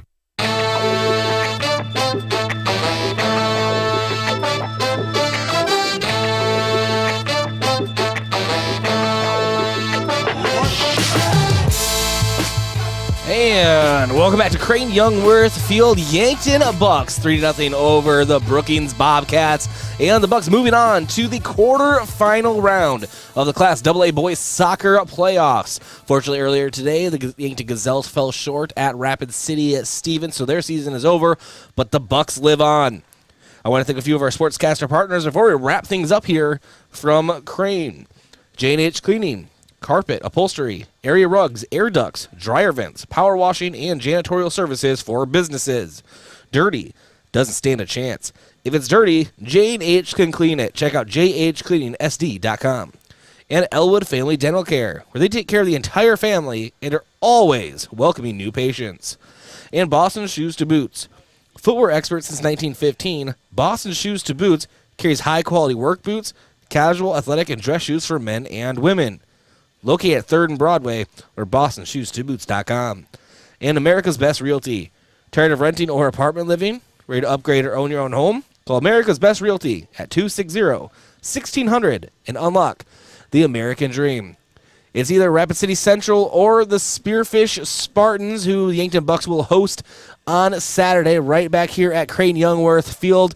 That game is just beginning their second half out west.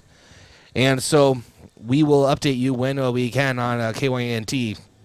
And check out tomorrow morning in the sports update on the Twilly Yankton Morning Show with Jeff Erickson. Yes. Yes.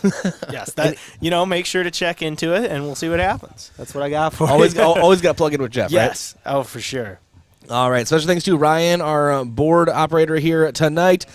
For Josh Bolter, I'm Bryce Ladwig. And do you have something to say, Josh? Yeah, just an exciting defensive matchup here tonight. You love to see both of these teams really giving it all. Credit to Brookings, who played this Yankton team tough. But if you're the Bucks, you know what? You got out of the first round.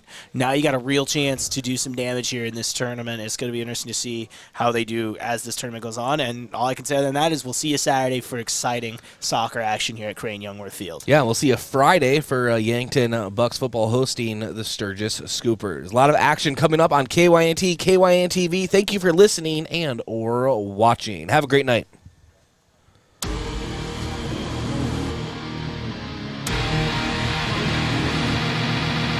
Thank you for listening on KYNT or watching on KYN-TV. This broadcast is a property of Riverfront Sports and is brought to you by 1919 Root Beer, American Foods Group, Culver's, Checkers, Gerstner Oil, JJ Benji's, Mount Marty University, MT and RC Smith Insurance, Olson Pest Technicians, Overland Rehab, Shop Easy, Sherco, Truxedo, USD Athletics, Yankton Computer and Network Services, Yankton Medical Clinic, Yankton Rexall, Vision Real Estate, Roy Wilcox State Farm Insurance, South Dakota Attorney General, Mason Schramm, Vision Real Estate, Hy-Vee, Rhonda Westland State Farm, Buell's Cleaners, Core Trust Bank, First Chiropractic Centers, Thrivent Financial, First Dakota National Bank, Avera, Vision Care Associates. Remember, you can listen or rewatch this broadcast in its entirety by visiting KYNT's YouTube page or by